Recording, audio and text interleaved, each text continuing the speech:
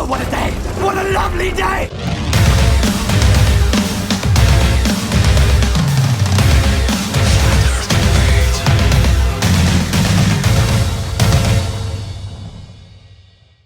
Welcome to Flat Earth Debate Uncut and After Show. I'm your host Nathan Oakley, and if you are new to this channel, or you've not done so already, then be sure to subscribe and hit the bell notification icon to keep up to date with the Flat Earth Debate. If you'd like to support the channel, there is a super chat that runs alongside each of these shows while they premiere. There's also a PayPal, Patreon and crypto link in the info box below the video. Speaking of Patreon, I'm going to do a massive shout out to all of you who do support me on Patreon. So a massive shout out to Abraham Mohammed, Adam, Adrian Quintana, Alistair Main, Blue Ridge Ranger, Burn Fat Till My Stomach Is As Flat As The Earth, Chow Young Cat, Dank, Dave Rakia Gafford, David Robinson, David Wayne Foster, Daz Studio 68, Edwin Johnson, Erwin Jennisons, Felix Hung, Fireball X, God Rockin', Henrik86, Kirsten Smith, Liam Nedrick, Life is Short, Maria Neeland, Matt, Missouri Bar, N.A. Literalist, Nagara, Nathan Thompson, Naibai, Rob H, Skeptic936, Steve ALM, Texas Mike, The Real Gabster, Tina Baker, Unbelievable Productions, and Windrider. So a massive shout out of appreciation to all of you for supporting me on Patreon. Now we are joined by, I think, 10th man in G+, along with a few people in Discord, so I'll raise the mic on them, and you can enjoy their dulcet tones while I set up for today's live show. Okay.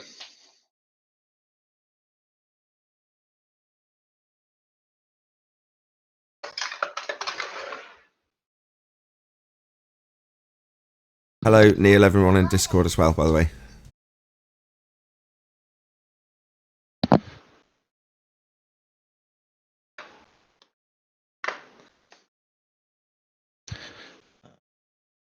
So, 10th man. Are you trying to Or talk to us? Paul's here? Hold on, just 1 second. I've just about to start and I've seen that Neil's flashing, but I can't hear anything from him. Let me check in Discord. Neil?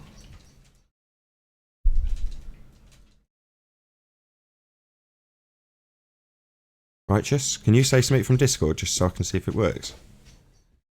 Mic check. No, that came through in G+. All right. Well, I set it in also Discord, so you can't hear any of us in there. I can't hear anyone in Discord. Seems not, because I'm talking there right now. There and here. That's weird. Won't let me unmute. Let's just refresh. Let's leave and refresh. Oh, you were on mute. Maybe that's why. No, that doesn't make sense because we should still be able to hear it, but yeah, I got you. Can you hear now? I've joined, but it won't let me unmute. Hold on. Can't unmute yourself? No, it won't let me. It's like right click and no, go near what? You know how to unmute and unmute normally, right? Yeah, I've just right clicked and it's just got a mute tag, but I can't uncheck it. But it's not the server mute. It's at the bottom next to your name where it says your name, mute, deafen, and then server settings. Yeah, it won't let me do that either. That is weird. What is going on? You got all the roles. I don't know. That's weird, isn't it? Discord wants to use your microphone. Allow. Oh, okay, I got you. Still not. Is it working? Yeah, now? you can hear us now. Yes. Can you hear me? Oh, I can hear. Was that you talking in Discord? Yes. Confusion over.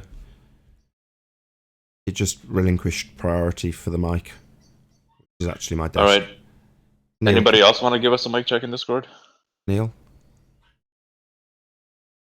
Nah, I still Steve can't. is chatty too. Let me go in there. Pop yourself on mute in the Hangout.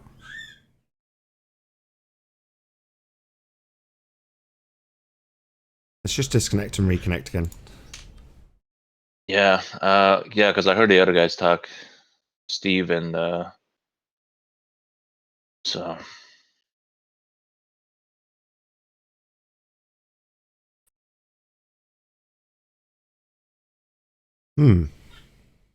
yeah, still no. So That's okay. I'll figure it out. It's just the way it goes some days.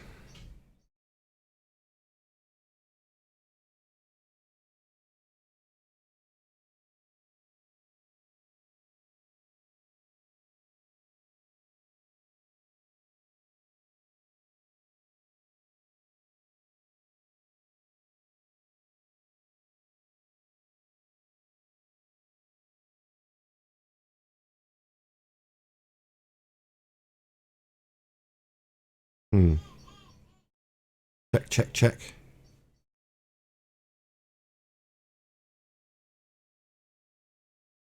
oh wait, I can hear him.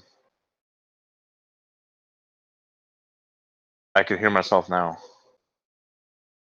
Started from working. Discord. One in Yeah, I Discord. can hear myself. Hold on, let me mute here. Hello? Can somebody say something in there? Oh no, I was hearing myself through you. Oh jeez, never mind. Okay. That was weird.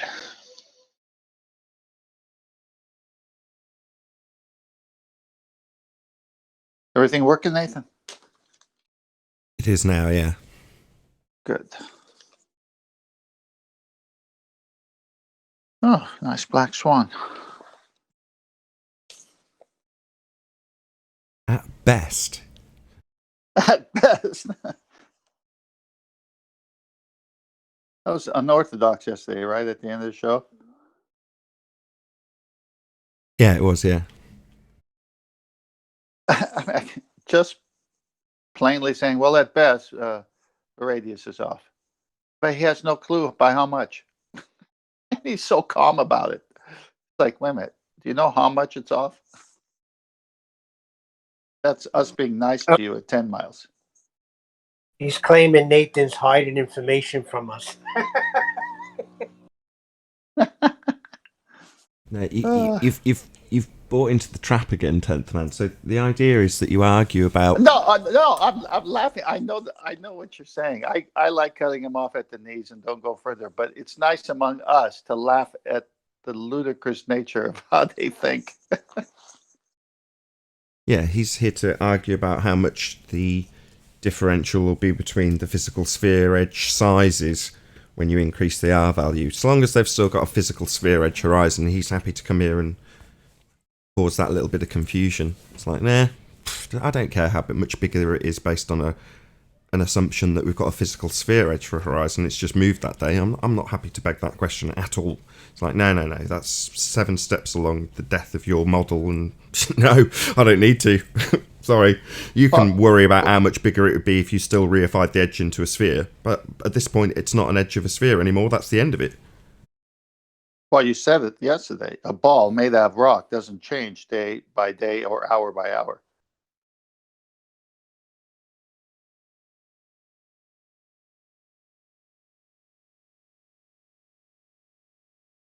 It's hard to let go of their loving ball. Neil, I didn't know there was that side of you there.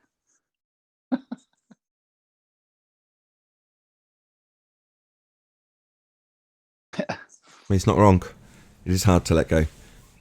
So for an ex-cult member, I'm sure they'll appreciate the sentiment. You know, if somebody disagrees with what the cult says, they'll just ask the cult leaders. That's all these guys do. They need to leave the full cult. Yeah, good pun there. Full cult, pendulum. Terrible, dire. Come on, Nathan. It's early here, and you said cult, and I said full cult. They need to leave, and it matches their model. Yeah, gravity's not a force. It doesn't even make the top 3. That's why it's a cult. Yeah, it doesn't make the top 3. Their torsion bars can't even get in the top 3. How's that?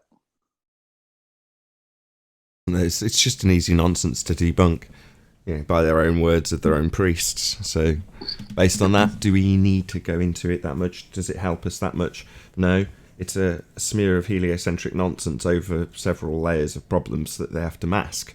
Well, does it assist us to debunk their nonsense smear that goes over the top of the actual rhetoric? Not really. I don't think so. Not when you can smash it with their own words. Gravity's not a force. You can think of it as a force. Doesn't make it a force, though. Yeah. But Nathan, how are people falling for things like the Foucault pendulum and all of that stuff? Is anybody looking into it? They just take everything they said and run with it? Well, what they're asserting with the pendulum is that the Earth's turning at 15 degrees an hour underneath the fixed frame swinging back and forth of the pendulum itself. So the pendulum's swinging in a straight line and the Earth's rotating underneath, according to the claim. Well, that's very useful to us. Oh, right, so the Earth's turning underneath the pendulum. Well, if the Earth's turning underneath the pendulum at 15 degrees an hour, it would also turn underneath aeroplanes, because that's a demonstration of a Coriolis deviation, that 15 degrees an hour, of the Earth rotating underneath. They just never say that bit. But that's what the claim entails, a Coriolis deviation. Well, if we've got that deviation because we've got two reference frames, one of which is the Earth spinning underneath, then it's going to spin underneath aeroplanes, drones, helicopters, hot air balloons, anything that leaves the non-inertial spinning reference frame. And we don't see that. Oh, it's only demonstrated in the pendulum? Oh, right, well, that's not very good, is it? Pendulum's susceptible to all kinds of nonsense. You only have to let it go in a really weird way and it'll spin, as opposed to swing in a straight line and show the Earth turning underneath. And if the Earth was turning underneath, your flight times would be reduced. Charlotte, North Carolina to LA would take an hour and a half instead of the 4.5 hours it actually takes, because Earth isn't rotating underneath as required by that claim made by the pendulum. So in that instance, the pendulum's actually quite useful. So when I went on Globebusters, that's how I managed to soften the blow. I juxtaposed their 15 degrees an hour of the Earth rotating underneath a fibre optic gyro with the pendulum. It's just a simplistic version of exactly the same thing.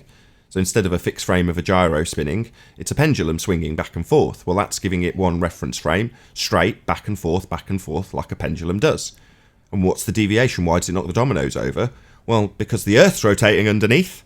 And as soon as you've got that established, that claim that the Earth's rotating underneath as a separate non-inertial spinning reference frame, that gives you Coriolis deviation, and planes would have reduced flight times, helicopters would hover and continents would come to them, all of the rest of it. So for me, the pendulum is actually quite a useful tool to debunk the claim that Earth spins underneath at 15 degrees an hour. And like I say, very few people will say those words. They'll just say 15 degrees an hour proves the Earth spins. Well, 15 degrees an hour of what? Well, 15 degrees an hour as the Earth spins underneath as a non-inertial reference frame, giving rise to a Coriolis deviation demonstrated in the gyroscope or pendulum. That's what they're actually claiming. They just don't say that. Well, if you've got it, you've got it, and it'll demonstrate in everything. It doesn't, so you haven't, because we're not spinning. Yep, and that's why the Earth is obviously and observably flat is a great statement. One of my favorites. And motionless. Well, the Yeah, but motionless. they've been arguing against deviation.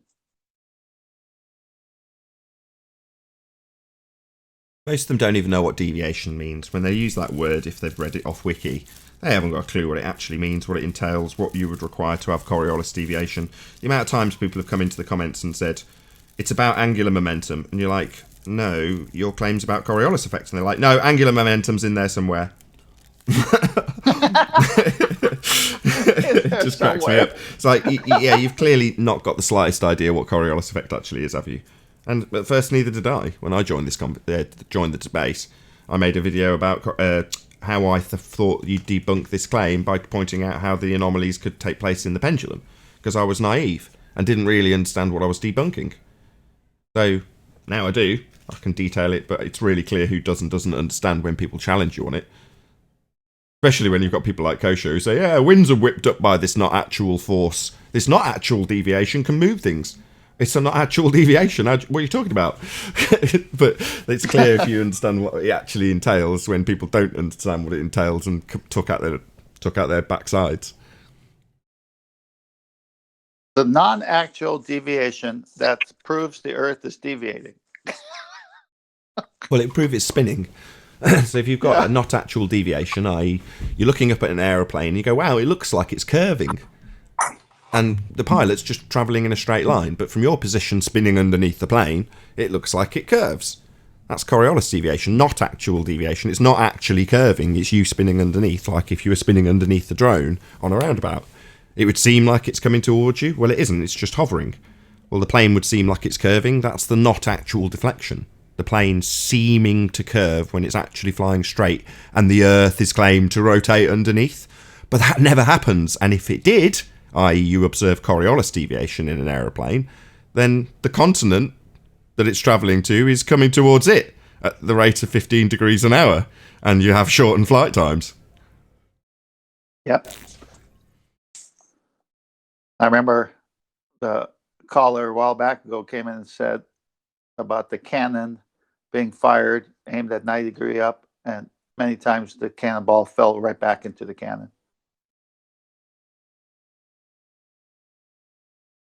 Yeah, Jimbo said that last time we were discussing this. I might have even been on a different show, not mine, but Jimbo was certainly in the comments section. And that's exactly what he said. He was like, you fire a 50 cal in the air, and it'll just come back pretty much exactly where you fired it from. And it should be like a mile away. Yeah, so much for the pendulum. That affects boats too, then, right? Affects what? It affects boats. It would affect ships too, right? If the Earth was spinning? No. You've got to be not attached to the non-inertial spinning reference frame as you leave a roundabout. So if you imagine you've got a roundabout that's got I don't know, it's covered in ice, and you've got an ice skater on it. Well, the ice skater's attached to the non-inertial reference frame, regardless of there being very low friction between the two of them, and him or her being able to move around freely on the round or rotating platform. But the attachment is still there. Oh, okay. Okay. Besides the point, whoever's making all that racket, is that you, Neil? Yeah, it's me. I'm sorry. That's okay. I'm done. No, that's okay. It's just one other point, which is to say that you don't account for Coriolis effects. That's a kind of a contradiction in its own statement, on account of the fact that the Coriolis effect is you observing something not actually deviate, something looking like it's curving. There is no accounting for that in the plane. So let's say we use a plane example. We're going to assume Earth spinning underneath the plane as per the claim of Coriolis effect. And you look up at the plane and you go, wow, it looks like it's veering off to the right. Now, in the plane, there's no accounting for the guy on the ground looking at it seem to curve. That's a nonsense. The plane just flies. It doesn't have to account for anything. There is no accounting for a Coriolis effect in a plane or in a boat or in anything, because it's an observation made from somebody watching a projectile seeming to curve, i.e. not actually curving. So there's literally nothing to account for. Now, the only thing you would have to account for, if you use the plane as an example, debunks the very nature of having an Earth-based Coriolis effect. So if you've got an effect from the ground where you look up at a plane, it seems to be curving when it isn't, that means the ground's rotating under the plane, and that shortens the flight times, which simply does not happen, but must if you've got a Coriolis deviation, because that's what gives it you, the ground moving under the plane as the plane moves over the ground. Well, that would shorten flight times. It doesn't, so therefore we don't have a Coriolis effect. There is no two separate reference frames. This does make the top three. This is an excellent proof of why we're not spinning. You know, this three-pronged attack to debunking heliocentricity as a religion. Number one, Black Swan. If the Earth is a sphere with a radius of 3959, every distance to the horizon must be no more than 1.2 times the square root of the observer's height in feet. Black Swan demonstrates it's way beyond 10 miles when it should be about 1.2. Therefore, the Earth is absolutely and unequivocally not a sphere with a geometric sphere edge horizon blocking boats and buildings, and capable of using geometry to qualify how much that geometric sphere edge is blocking boats and buildings to prove you're on a sphere. It's debunked. That's the end of the globe model in terms of its mathematical reification of R. And along with that demolition of the curve calculator, imploding upon itself, is all of the observations in the celestial realm, because all of those observations also depend on R. So that all falls in upon itself as well. So that's the end of both the observations and the ground-based claims that you can prove Earth's a sphere by observing the horizon as a geometric physical sphere edge. It isn't. We've debunked that with the black swan. So that's number one on the list for that reason. It's pretty much all-encompassing. You could get away with just that, and it would debunk everything. You don't need to debunk the sky vacuum, which is at number 2, because you've debunked their presuppositions of these astronomical distances and therefore an aspect of space to begin with just by debunking R with the black swan. However, the sky vacuum, if they fudge the figures and say, well, maybe the stars are closer, we've still got space though. No, you haven't, because space is a space for the gas to fill. We breathe gas, it's at pressure, gas expands in all directions. If the sky was a vacuum, the gas we breathe would fill the space. And as soon as you debunk that region, you end up with nothing to claim from those places. So you've got no satellites from space, no travel in space, no trips to the moon in space. None of that happened. It's all bunk immediately because it violates the second law of thermodynamics. And last but by no means least is what we've just discussed, so the Coriolis effect. If Earth was spinning, you'd have a Coriolis effect. Now, to get around that tricky little problem, they claim they do, and qualify it with nonsense that stays in the air for a second and a half. Well, in reality, things that are in the air for a significant period of time would show the most deviation if you were watching it from the ground, like a plane. You'd see the biggest curve because it's in the air for a long time. But seeing that apparent deviation, seeing that Coriolis effect, means you've got the ground turning underneath the plane and you shorten the flight times, which doesn't happen. Therefore, Earth isn't spinning underneath anything. No gyroscope's got Earth turning underneath it. No pendulum's got Earth turning underneath it. Those are just nonsense claims that aren't backed by things in the air for a very long time in the inertial reference frame, like a helicopter or a drone or a balloon or a plane with its shortened flight times. So that's the top 3. Those 3 things debunk every aspect of heliocentricity there is to debunk, because you're left with nothing. You've got no Earth as a sphere, no R value, no sky vacuum, space, and no spinning. Well, what have you got left in the spinning ball space monkey religion? Well, sod all, other than you being descended from monkeys. Perfect. That's a nice, concise, short clip you're going to put out today, right? That section right there. I was thinking the same thing. That's got to be put out all over the place. The way Nathan phrases it, all 3 of them, bang, bang, bang, goodbye. Well, Neil, you just got the big bang. It's actually working for us, not them. That's what I discussed. The other day I was talking about chatting with my wife a bit more since we've been all locked down and there's less public things to do. Well, as a result, I was watching Paula on a Sunday, which I typically do. And she's like, I didn't know you watch Christian shows. And then the conversation went into why would I declare quite boldly and assert it quite proudly that there is a God? Now, the first law of thermodynamics is an immediate proof that we cannot have any of the things we have unless there's an outside force that created it. Therefore, there is a creator, fact, undebunkable. You can't have everything come from nothing within the system itself, which is what the heliocentric claim has in the form of the Big Bang. You've got everything coming from nothing. Well, that violates a law of nature. That could not and would not happen. So the only option you have left is the ontological primitives, is to say there was a creator. It was created by an external force. It cannot be any other way. Energy cannot create itself. Yeah, I love that argument with the first law and the second following. No, but the first thing they say when you talk about the Coriolis and planes, the first thing they say is, no, the atmosphere is moving with the Earth. Well, gas is unbonded. It's not travelling with anything. So it's not going to be attached. It's unbonded. Well, Neil, when they say that to me, Quantum Eraser already gave us the argument, which is, then how do you explain north, east, south winds? If the Earth is moving on their model, west to east, and the atmosphere is attached, then how do you get north, east, and south winds? I don't know if I like that argument. I mean, it's true, but it does debunk it. But you can still leave the door open for people to argue the toss about that particular debunking. However, the other one that Quantum Eraser gave me, I think, is far superior. Gas does not behave like that. It's unbonded, unattached. End of argument. What are you going to argue with that? Oh, no, it's physically attached. No, it isn't. That's not how gas behaves. End of story. But they both go together. The reason you have north, east, and south winds is because gas doesn't behave the way you say, going with the Earth. It goes in all directions. The other thing that peeves me about this particular part of the argument is by now they're justifying why they don't have Coriolis effect. So no, Earth and atmosphere travel as one. Well, that doesn't give you Coriolis deviation, which is supposed to be the proof that Earth spins. They're justifying why they don't. So in other words, you've got to the point where you've smashed their argument. You don't have Coriolis deviation. Well, here's why we don't have Coriolis deviation. Whoa.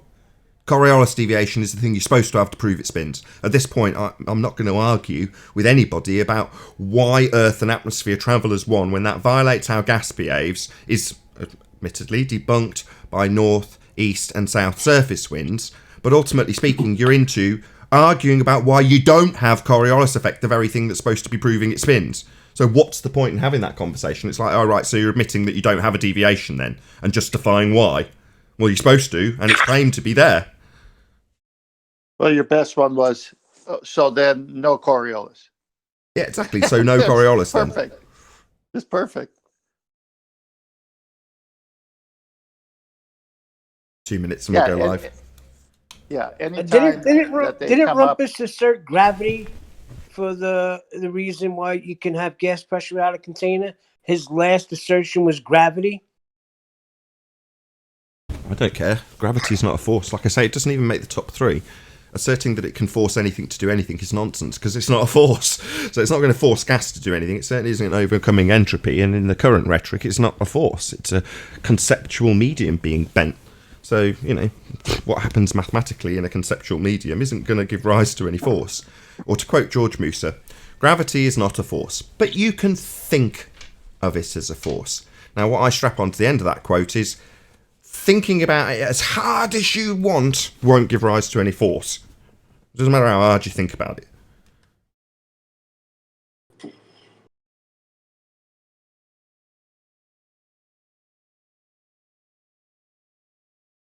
Oh, what a day! What a lovely day!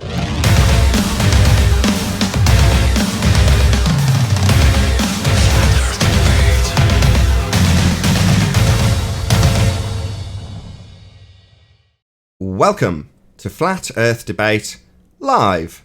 I'm your host Nathan Oakley, and if you are new to this channel, or you've not done so already, then be sure to subscribe, hit the bell notification icon and join button if you'd like to become a Nathan Oakley 1980 channel member and keep up to date with the Flat Earth Debate. If you'd like to support the channel, there is a super chat that runs alongside each of these shows while they are live. There's also a PayPal, Patreon and crypto link in the info box below the video. Most importantly, if you'd like to join the discussion, simply mute the page you are currently watching, then click the link in the info box below this video to join the panel and express your views on the nature of Earth. If you do join, please don't swear. If you do, you'll be ejected, and if you are, please don't try to rejoin the stream using sock accounts. You'll be warmly welcome back on the next stream. Please also share the show on social media. Sharing the show obviously increases the live audience, but this in turn increases the chances of a more diverse panel, so please share the show on Facebook and Twitter. And one last time, if you're new to the channel or you've not done so already, then be sure to subscribe, hit the bell notification icon and join button to keep up to date with the Flat Earth Debate. Now we are joined by 10th Man, Righteous Force, Paul Hall, Chocolate Sane, and a whole bunch of people in Discord, so welcome one and all. Good morning. Good morning, everybody. Good morning. Good morning. And before we start, I gotta pass a message along that Quantum Eraser will not be doing the show today. He's got horrendous weather, hasn't he? So he's not going to be able to get an internet connection to actually do anything. Okay, Betty told me that, so I don't know what's going on. Just that he won't be doing it. So don't be here. Be Sphere. You could have announced a non-show. Yeah, I suggested that he gets a Premiere out, but I don't think he can even get an internet connection to set up a Premiere, so there may just literally be nothing from Quantum Eraser at his usual time of 7 PM UK tonight. So just be aware, it's one of those. He's not died. He's just got no internet connection. Gee, I think wonder you what should do a segment show. you can put on at that time. Hold on. Hey, Arwin and Helen. Then go ahead, Neil. Hold on 1 second, Neil. Good afternoon. Very good to have you. Hey, go ahead, Neil. I was just saying, I think you should do a show then. I'm doing a show. We are live, Neil. Hello. No, I mean in place Hi. of Quantum Eraser, give us something. That I can't. clip that we talked about in the pre-show. I'm Perfect. not a Power Ranger. I can't turn into Quantum Eraser. Anyway, let's get on with housekeeping. Any signs of a physical geometric sphere edge horizon, formerly known as Earth curve? Not from Providence, Rhode Island. No, but I did have one of the ballers yesterday say that he admitted that light bends, and then because of trigonometry or because of calculus or whatever, you can actually take a curved line, curved ray, and straighten it out into a tangent line. Actually, into a tangent line. I thought, really? So you can calculate it, but it's not really a true tangent line, right? It's hilarious. Sure. The tangent line needs a tangent point, and the tangent point in their geometric model is the edge of a physical sphere edge. It's a horizon. It's called the geometric horizon. It exists only in their model. That's why the model's debunked, because we don't have a geometric horizon. We only have one horizon, not geometric. So we can't draw any tangent points, and drawing donkey dicks to them isn't going to solve the problem. Moving on. Any evidence of axial rotation of the Earth-based variety? Coriolis effect. Oh, really? Is that enthusiastic? Coriolis effect with a lockstep moving atmosphere with the supposed. Somebody kick him rotating- out. Right, just kick him out. Wait, he's on Google Hangouts. I know. No, the Earth doesn't travel in lockstep. It's gas. It's not attached. It's unbonded. Take it away, 10th man. Arwin, you had that pre-show. You missed it. You're going to have to come on to it. You're going to say there's no deviation at this point? Is that what you're arguing for? Well, as for the ballers' argumentation about every time Coriolis gets involved, they always do fall back. But no, we don't see Coriolis effect because there is nothing here in order for you to supposedly detect Coriolis, because the atmosphere is moving in lockstep with the presupposed rotating globe Earth. But at the same time, Coriolis effect still happens in other ways, even though that doesn't really match, because you can't have your Coriolis and eat it too. But they think that they can somehow. Well, then the Earth is not rotating under anything, correct? Just concede, Arwin. Don't be the baller the whole time. Be a baller. It works. You need to figure the cause of Coriolis. So yeah, 10th man's right. I'll address something with Arwin afterwards, but let's get this concise. Yes, you're correct, 10th man. That's right. There wouldn't be any deviation if Earth and atmosphere were travelling together, and the whole point of the claim of Coriolis is that there is one. Is where like it works for sniper bullets, it doesn't work for hot air balloons. Works for sniper bullets, but doesn't work for planes. Right? It's a bit weird. It doesn't work like that. If you're on a roundabout and you launch anything off it, it will deviate. Doesn't matter what it is. Doesn't matter if you're a drone. It's not going to track along with the roundabout. Doesn't work like that.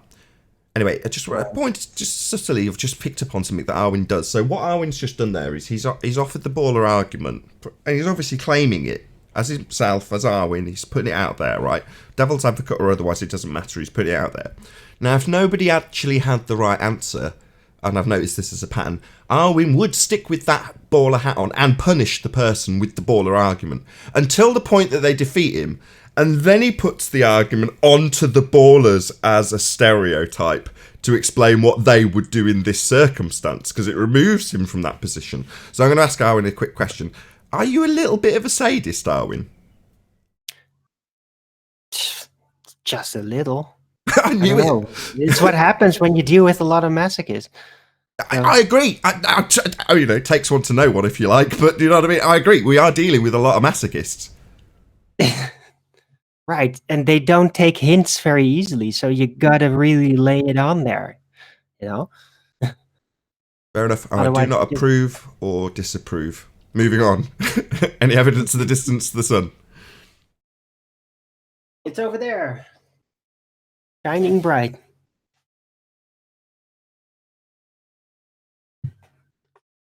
We need to And, hustle a load of people off mute in getting a very quiet server.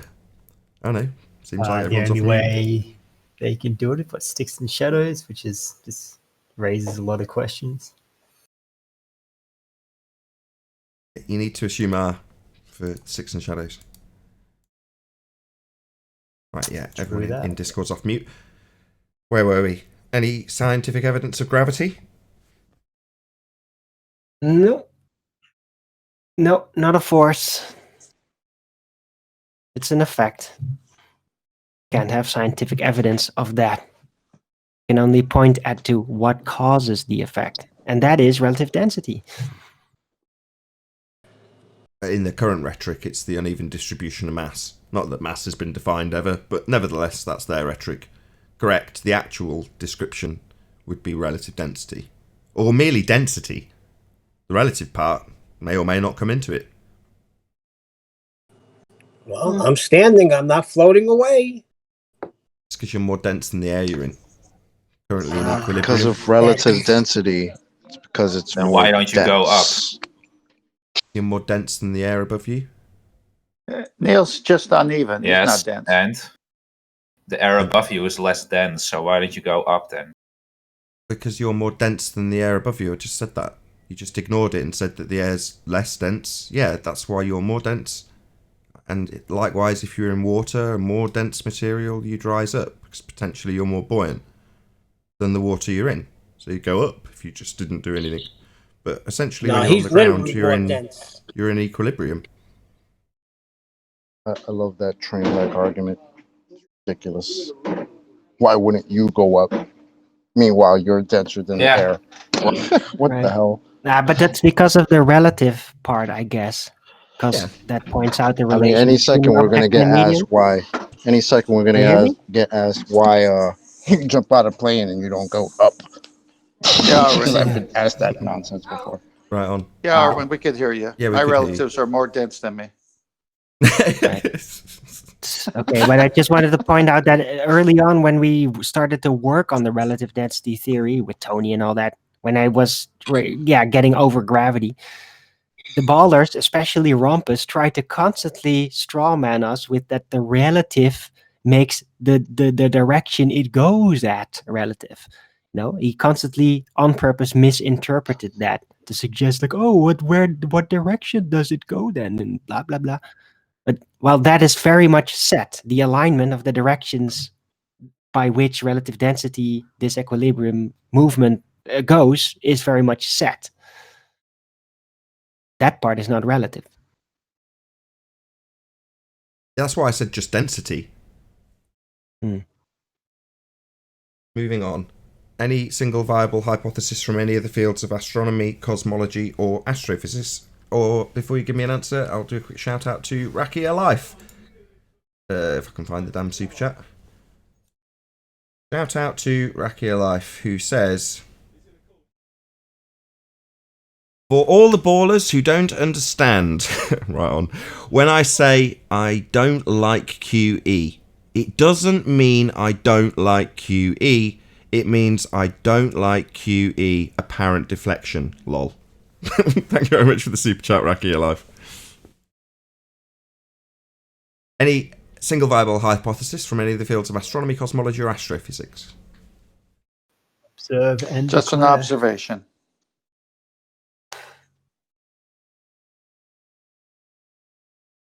You know, they try to size things up, but they can be very much off by what is it, a factor of 100,000 or something.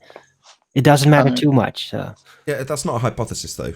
You know, the end of their maths isn't what I'm looking for.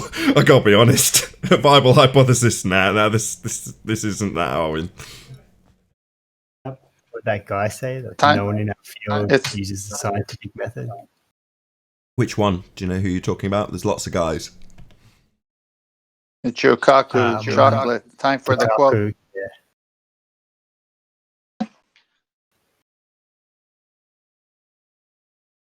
Yeah. Or maybe not. He's obviously tied up at the moment. totally dependent on chocolate on this show. Without chocolate, there is no quotes. That's how it goes, basically. Oh, Chocopedia, come on, Buddha. you guys wait for me? What happened? No, not at all. We're not at all dependent on. Don't tell him we're dependent on him. No, we weren't waiting on you, chocolate. It's all good. Just out of interest, though, you wouldn't happen to know that Michio Kaku quote where he's talking about how many factors there are by.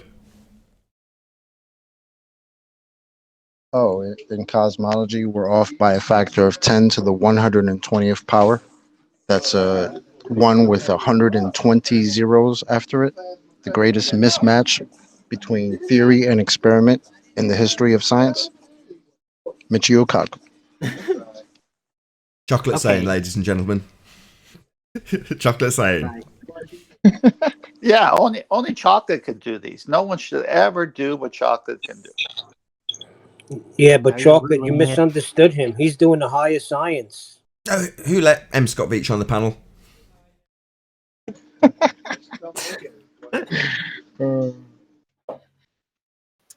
Any thoughts on the cosmic microwave background?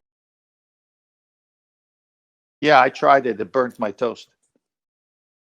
No, feel free to elaborate on why you would ask such a question. Because it had like the axis of evil.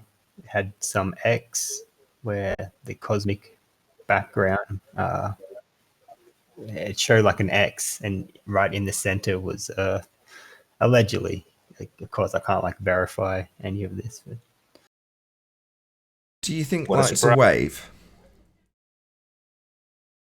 Sorry, what was that? Do you think light's a wave? No, that is scanned this space or whatever and found the cosmic microwave background. Yeah, the microwave. Do you think that's a wave? Not too sure. Anybody else on the panel? We all do we all? I'll just phrase it like this: do we all appreciate that microwave is light? First of all, not very many people saying yes. That's quite surprising. Is it? I think so. Yeah. Did I hear a upward inflection? Someone saying, "Is it?" Is that what I just heard? Is it? No, really. So if you would increase the output of a radio signal or microwave, would it eventually literally cause lighting up? It is No, light. that's not how it works. It is light. Seriously, you have to increase the frequency, not the Frequency of this light. Do you? I still haven't had an answer. Nobody seems to be answering me. So, are we under the impression that this is I'm not even on to the effect that we're getting with redshift yet. Well, we're 10 miles away from that yet. Bloody hell. so suddenly everyone's forgotten that light's not a wave, right? Microwave's light. Yes, it is. Thank you. Thank God, Ed. So, given that it's a light and not a wave, light's just merely being categorized, given a convention, by way of a mathematical description of a probability distribution. Given that that's the case, how do you have it shorten and lengthen to give you this red and blue shift? It's a question, because maybe somebody can give me a coherent answer that involves light not doing things that waves do in Doppler effect. But so far, not so good when this came up not so recently actually, by coincidence. Maybe someone can explain that to me. What's your question? Given that light's not a wave, how do you have this effect of these, like, almost Doppler effect, as I can understand it, with redshift and blue shift, as things get further away from you? Increasing or Yeah, decreasing? because the path it goes through gets stretched while it goes through the path. So that means the thing itself gets stretched too, and it shifts. What gets stretched? The wavelength that we don't have in a probability distribution? Because that kind of makes no sense to me. What are you talking about? That's how light... Hilarious. What am I talking about?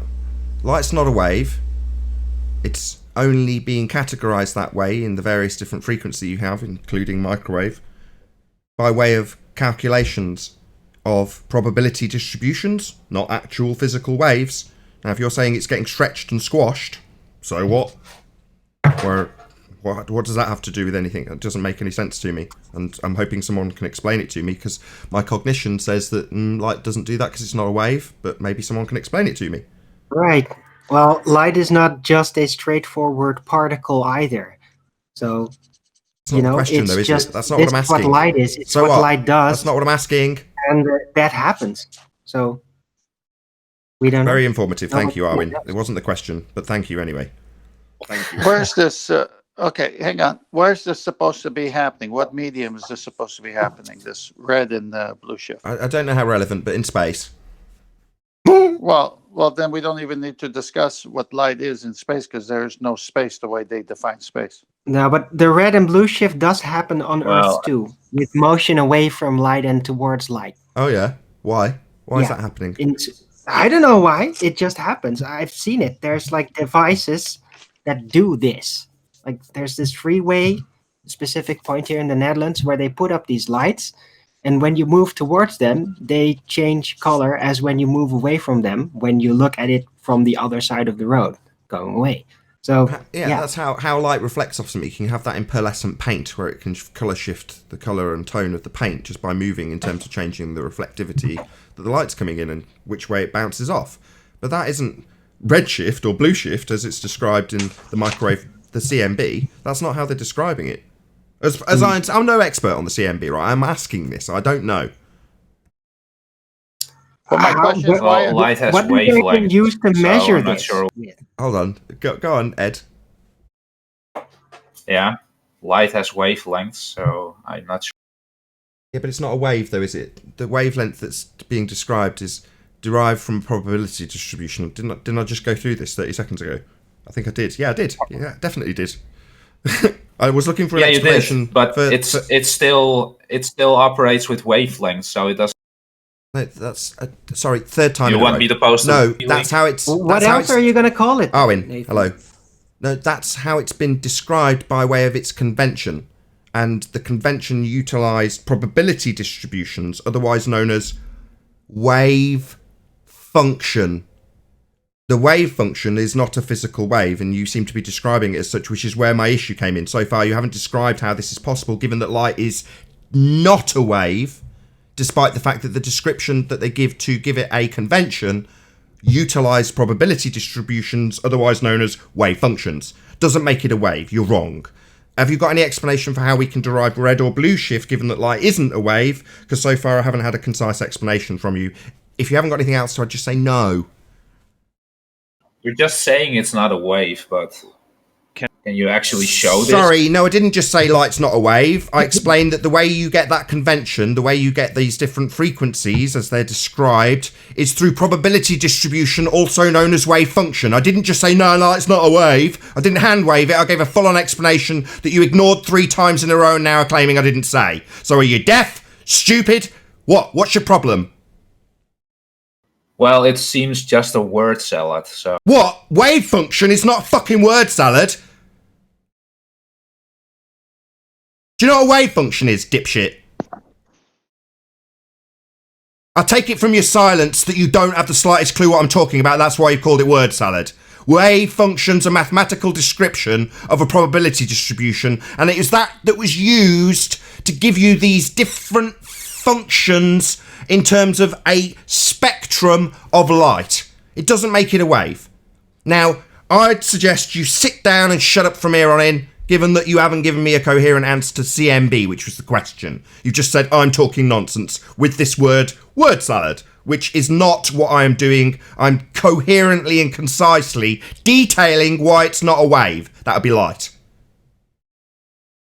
Right, so should I link the Wikipedia page and you can check the sources for yourself? Oh, right, so it's straight to wiki parroting.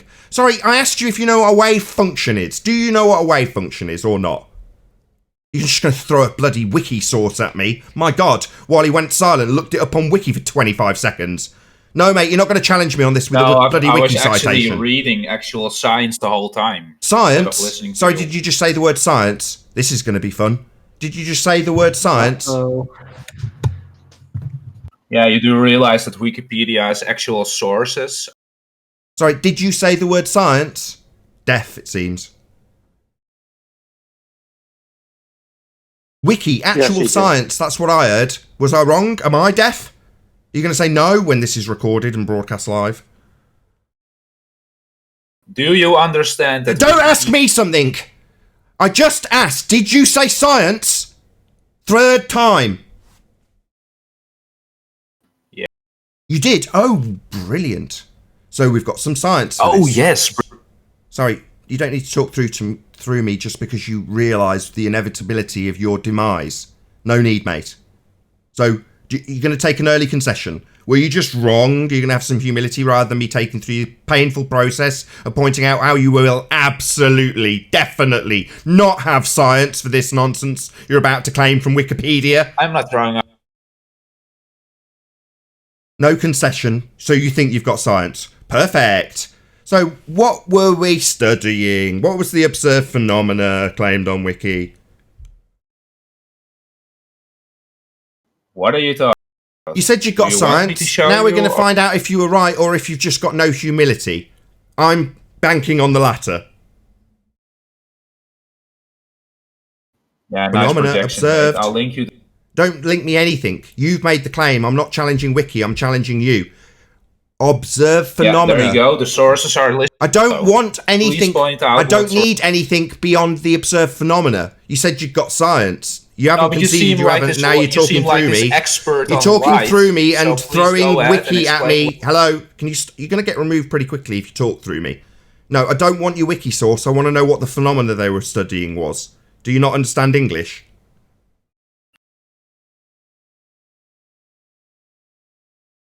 The answer is light. Which part is? Oh, excellent. So we're trying to figure out the cause of light. DV, dependent variable, is light. Oh, right. And what was their assumed cause of light?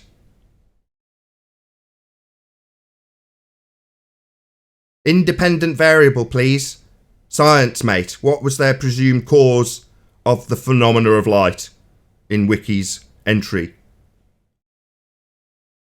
You want me to read off the light sources? No. that Are you deaf? available? No, that's not what I want. Now you need to shut up and listen again to what I've already asked for. The independent variable, cause of light. IV for your DV. DV being phenomenal light, according to you. What do they say caused this? What's the hypothesis? It's different for it's different for every experiment, of course. That's fascinating. Please What's do. the independent variable for this experiment you've claimed you've got and haven't? Do you want me to read? Do you No! want me to read all the Are you deaf? No! That's the second time you've asked me that. I've asked you for the independent variable claimed to be assumed cause of the effect at this stage, hypothesis formation. What did they claim caused light? No, you said... Now, mate, look, let's just end Yeah. this. Let's just end this light. shit. Which light? Shh. Which light? You're making the claim. Why are you asking me? I'm now going to explain why you're an idiot, if you'll let me, without talking through me. Nobody's going to give me the cause of light. This man's a dipshit. He's an idiot. And I'm sick of hearing from him. He hasn't got the vaguest clue what he's babbling about. Light's definitely not a wave. It's derived from a mathematical... Mate, what did I just say about talking through me? When you said word salad, I'm summarising that which you didn't understand, clearly. You're not going to give me the cause of light from Wiki. This is not an experiment. The DV light, has been extensively studied with various experiments, some of which I've got a vague understanding of, surprisingly. I'm not going to claim to be an expert, but you're not going to give me the cause of light. I know that for certain. It's an ongoing study, and you're not going to give me the cause of that. So this isn't science. Shut up! Holy shit, Shut the hell up! You wiki parroting pretender clown. You want to throw some nonsense from Wiki at me calling it science. Now the reason you're doing that is because globe-head pretender clowns use this word to assert some sort of validity to the nonsense they parrot from Wiki. And what you have got is definitely not science, proven by the fact you're claiming to have the cause of light. Nonsense. So shut up. Light again. Shut up. You're not telling me which light. Shut up! That means stop talking, idiot! Any evidence of a self-perpetuating molten iron core at the centre of a presupposed spherical Earth? It's KW. No, it's presupposed to. Go on, Nathan's apprentice. They claim seismic waves do it. It's news footage. They got that wrong at 12 miles. 12k. Nathan, I just want to say, I know the cause of light. I turned the light switch on. Just want to say. I think there's a bit more to it than that. Right, I moving bet on. Wiki has the answer.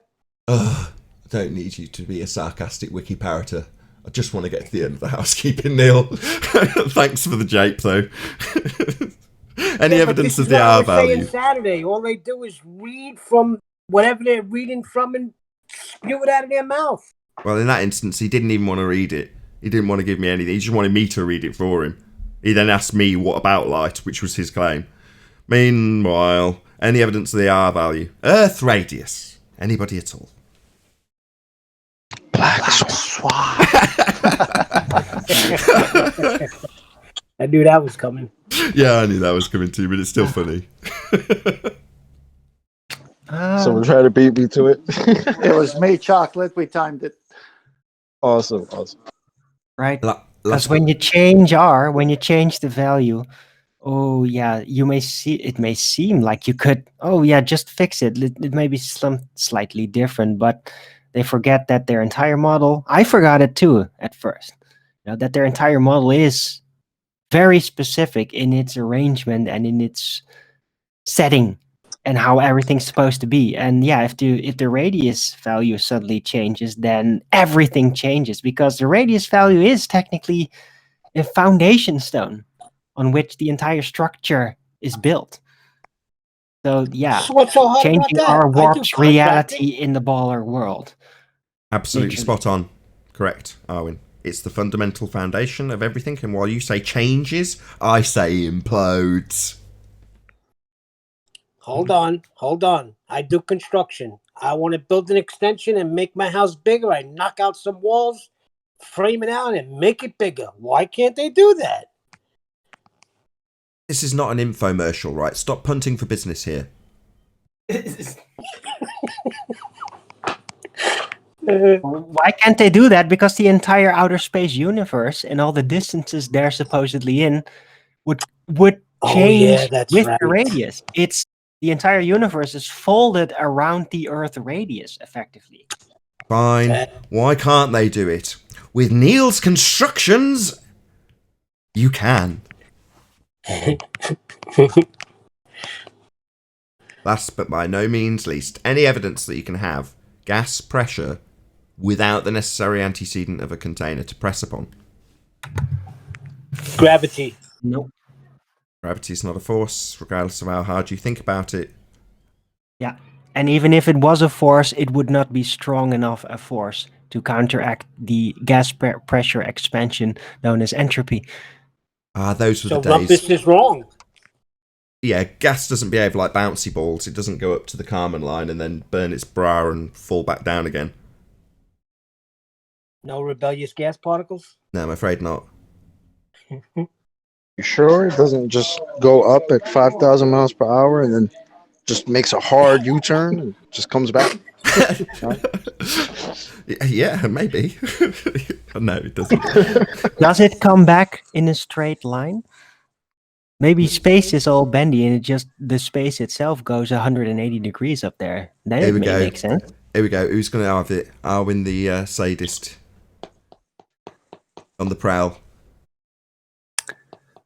You say 100. You don't have to make it sound so nefarious, Nathan. Come on, I'm just... You got a nibble. Go ahead, Ed. You can have at it with Arwin.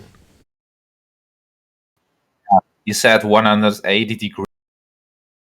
Yes, so if the gas pressure is expanding in all directions, yet the gas is still at some point going to go down, the only way I could conceive that could work is through pseudo-Riemannian space-time bending, and that space, for some reason above us, maybe a side effect of gravity, blah, blah, blah, whatever consequence, somehow causes space itself to turn 180 degrees, so everything that rushes up will then automatically deflect down effectively while not No, losing its that's momentum. what?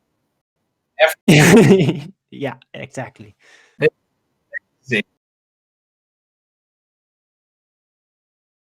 Do you mean to say if you shoot a rocket up to space, it's just gonna do a 180 and go back to Earth in a straight line?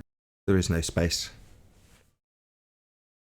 Well, No, but if gas please pressure just answer would do that, if gas pressure would go up and go down like a bouncy ball, sort of like Rumpus described, if it would do that, then rockets would also do that. Yeah.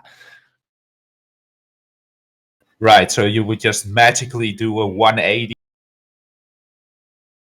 Well, magically, this is space, warped space. Spatiality turned 180 degrees. Listen to Ed, magically. It's your magically, not ours. You're the one saying this. Hey, happened. don't tell No, me it's that. not. It's not. Hold No, on. he's not. Shh. Hold on, 10th man. It's What are you Darwin and Ed. About? But, It has yeah. to do with gravity. What? Gravity doesn't Come on, say we're space in Narnia. bends 180. Hold on. Just let him get Well, to the end of his... well, he makes hold on. points. Everyone shut up. Right, it's just Arwin and Ed. Ed, can you repeat yourself, please? Everyone talk through you. Gravity doesn't mean that space bends 180. I don't know where you... Really? What about black holes? What about Yeah, them? so it Please does. go It ahead. can. It should be able to, according to Einstein. So if that can be the... Who knows if that is a possibility? What else is out there and we just haven't caught up on it? What's really there? But what is a possibility with 180 degrees? Whatever you said doesn't make sense at all. Well, just think of it like a warp door. Think of it. What's that game again? Based on Half-Life originally, Portal, right? So what if there's just a portal, and when you go up straight into it, it literally makes you go down as if you were moving in a straight line. Just you The exact... you go up and you go down at the same time. Yeah, that's not what gravity is. I've It never isn't? heard of this before. But gravity is the bending of space-time. So if space-time can be bent, then why would such Yeah, a but thing it's not be not possible? It's not a portal or a wormhole or whatever. It's just a metaphor that I try to give. No, but Not saying it but is it, yeah, that. but it doesn't work because It gravity. doesn't. The bending. Listen, the bending of space-time means it's all drawn towards the center. Nowhere does it say it's bending one. That's not true. No, that's not true. That only Yes, it counts is. for Please. general effects of masses being drawn together and planets and all that. But it's overall not the complete truth, according to that presupposition. Yeah, but that happens because listen, there are that all happens kinds of in three effects that are not really explained by that. Like how does gas pressure No, but still stick to listen, the Earth and all Arvin, that? That doesn't Arvin. explain that actually. The center of mass is the center point of gravity, and that goes out 360 degrees everywhere, not just 180. I've never heard this. Can you please show a citation or? Yes, that's fine. It's Flat Earth Debates, 5th of May 2020, around 10 minutes ago. I said it. Yeah, you said it, but please show a citation where it says that gravity bends space in a 180 degrees or whatever you said. I just gave it to you. I think you just made it up. Can you please? No, hold on. I don't think you get what's happening. You're not asking him to prove what he's suggesting in his crazy pseudo world of Arwin to be real. You're asking him for a citation, and what he's saying is, yeah, I've cited it. I am that citation. You can cite me. You can put quotes around me. Cite me all you like. That's the citation you're getting. It's Arwin with a timestamp and a date. That's your citation. Okay, so he just made it up. That's. Oh, I see. Now, if you don't mind, Arwin, I'd just like to ask you a question. Can you show me space-time, please? Yeah, you No, can't really... not you, Arwin. Sorry, we're just going to establish if at the end of this conversation he comes to the exact same conclusion that he came to about Arwin. that they just made it up themselves? We'll see how this goes. So, given that Arwin can't show you that, I'm asking you to show me space-time. Can you do that? Or did they just make it up themselves? I can show you citations for the scientific... Sorry, didn't you understand that when I pointed out that Arwin's giving a citation isn't satisfactory because it doesn't demonstrate it to be real? And you said, oh, you just made it up yourself. Yeah, you can just provide a citation from Einstein because he just made it up himself now, didn't he? Yeah, he did made it up. He can't show... So who gives a shit? Yeah, he just made it up, mate. Yeah, like Arwin just made up. Arwin, simmer down. Yeah, he just made it up, like Arwin just made it up. So citations don't really cut it. You providing a citation's about as good as Arwin putting a timestamp and a quote mark around what he just said. Because Arwin just said it, means he just made it up, and Einstein just said it, meaning he just made it up. So they're about equal in terms of their validity, mate. Your citation's not going to cut it. We want to see space-time as being real. Oh, what's that? It's pseudo-Ramonian force space. Length, breadth, depth, and time, not capable of demonstration. Just an idea in Einstein's head that he made up himself. Yes. Yeah, so who gives a shit then? This isn't real, mate. Don't you get it? That makes it not real. Hello? He just made it up himself, mate? Show even one citation. It's not citation. I want to see space-time. Don't you get it? You seem to think that writing something down makes it real. No, while Einstein wrote it down and was a very good citation, and he was absolutely the authority on this pseudo-geometry, it doesn't make it real any more than Arwin writing it down and publishing it and becoming the authority on Arwinian space. Doesn't make that real either. It's the same, mate. Yeah, go ahead and show me the flat earth. Don't ask me to show you something, mate. You've claimed space-time. And by your own standards, it ain't real. It's just made up by Einstein, isn't it, mate? Don't ask me for something. No, you've been pummeled. I can actually show you citations. Not citations, Dumbo, third time in a row. They get amnesia real quick when I'm dealing with them. Yet not citation. Maybe we want to see space-time as being real. Not Einstein writing it down. That's like Arwin writing his stuff down. Yeah, that's the difference between actual scientific... Well, you know your citations don't mean anything. Sorry, it's alright. This dude didn't get his first arse beating when he said the word science. You think Einstein and his pseudo... Literally, it's got the word pseudo in the name of the geometry and you think this is science? It's called pseudo-Ramonian force space. You think if it was science, they'd label it pseudo? Pseudo-science, not adhering to the method you didn't understand earlier when we pummeled you with your assertion of science. Einsteinian pseudo-Ramonian force space is a mathematical construct. Why are you talking through me, asshole? Yet your nonsense isn't real. Space-time's not real, it's conceptual. It's pseudo, it's definitely not science. Now, you might not like that and feel the requirement to talk through me pointing out that you're blarting on nonsense with word salad. Your use of the word science was word salad, mate. Not science, pseudo. So, this one? Or like science salad. Yeah, mate, you accused me of word salad when I described something very specific about how you derive wave function in mathematics. You said that was word salad. No, that was absolutely factually accurate. However, you've said that Einstein and his pseudo-geometry is science. Well, let me be the first to berate you as the fundamentalist religious zealot moron you are, Ed. You're an idiot. This isn't science. For the second time, you've asserted science where none exists. It's even labelled as... Don't talk through me. You're getting told off. That means sit down, shut up, and understand how stupid you have behaved when asserting that a pseudo-geometry... I'm going to kick you out if you talk through me again. Can't you take being told off? Don't you like being wrong and having it pointed out by me, a flat earther, that knows your pseudoscience better than you do? It's pseudo. It's labelled pseudo by the very man who wrote it down. That would be Einstein. Pseudo-geometry, mate. Pseudo-Ramonian force space, mate. Not science, mate. You're an idiot, mate. Don't you like this, mate? Yeah, I bet. That's because morons don't like being shown to be wrong. For the second time on this show, you've declared science. And the very person who labelled it pseudo! Do you get me, stupid? Are you hearing me on FM?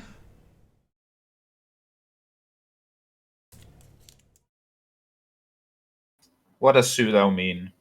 It means not science, not adhering to the scientific method. Look it up. It means sham, fake, not real. Why is centrifugal force? Don't ask me a question, you pathetic weasel. You haven't acknowledged a word. Twice. I'll slow down. That's what I do with thickos that are deaf. Slow it right down. Because he's stupid and deaf. Twice you've said science. Once you claimed you'd got the cause of light. And now you're claiming pseudo-Ramonian force space is science. That's 2 times, twice, dos. You've used word salad religious nonsense here. That makes you a religious wiki parroting pretender clown idiot. Do you understand, Ed? That's not a cue for you to ask me something. It's a cue for you to have an iota of humility, you pathetic weasel. I understand how wrong you are, if that's... No, I'm not wrong. I'm correct on your nonsense of science when it's labelled pseudo by the very author. You think I'm wrong? No, you pathetic weasel. You're not going to get to attack me on anything with any validity here. You're a complete fool. Me, on the other hand, I can identify pseudoscience when it's in the tile! You don't understand the tile of this geometry, pseudo, you moron. What does the word mean then? It means fake, sham, second time you've asked, not real. Yeah, That's not the dipshit. only definition. I'm going to remove you now because you've pissed me right off. 3rd time I've asked him, just kick him out of here. He's a pathetic weasel. He's come here with his nonsense rhetoric about gravity, and the moment we get to the point where he, for the 2nd time, has asserted science, when the very thing is labelled pseudo, he can't acknowledge it because they're weasels. They've got absolutely zero humility. It's pathetic. But what, because your religious belief's getting a challenge, suddenly you're going to ask me all sorts of questions rather than acknowledge that you've chanted word salad here? No, mate. No, it's projection. I'm not dealing in word salad. I'm talking sense. You, on the other hand, have claimed science twice. Well, you don't have any. That's because you're a word salad, wiki parroting pretender muppet. Now, sod off. Hey, Nathan. Remember how this conversation started with the supposed gas going back like a ball, as Rumpus described? Yes. Well, I have an alternative as to a reason as to why that gas comes down again. It bumps against the container. The Kármán line's not a container, though. You can't have the Kármán line bouncing. Oh, you mean in reality? Oh, yeah, we must have a container. Yes, definitely, Alwyn.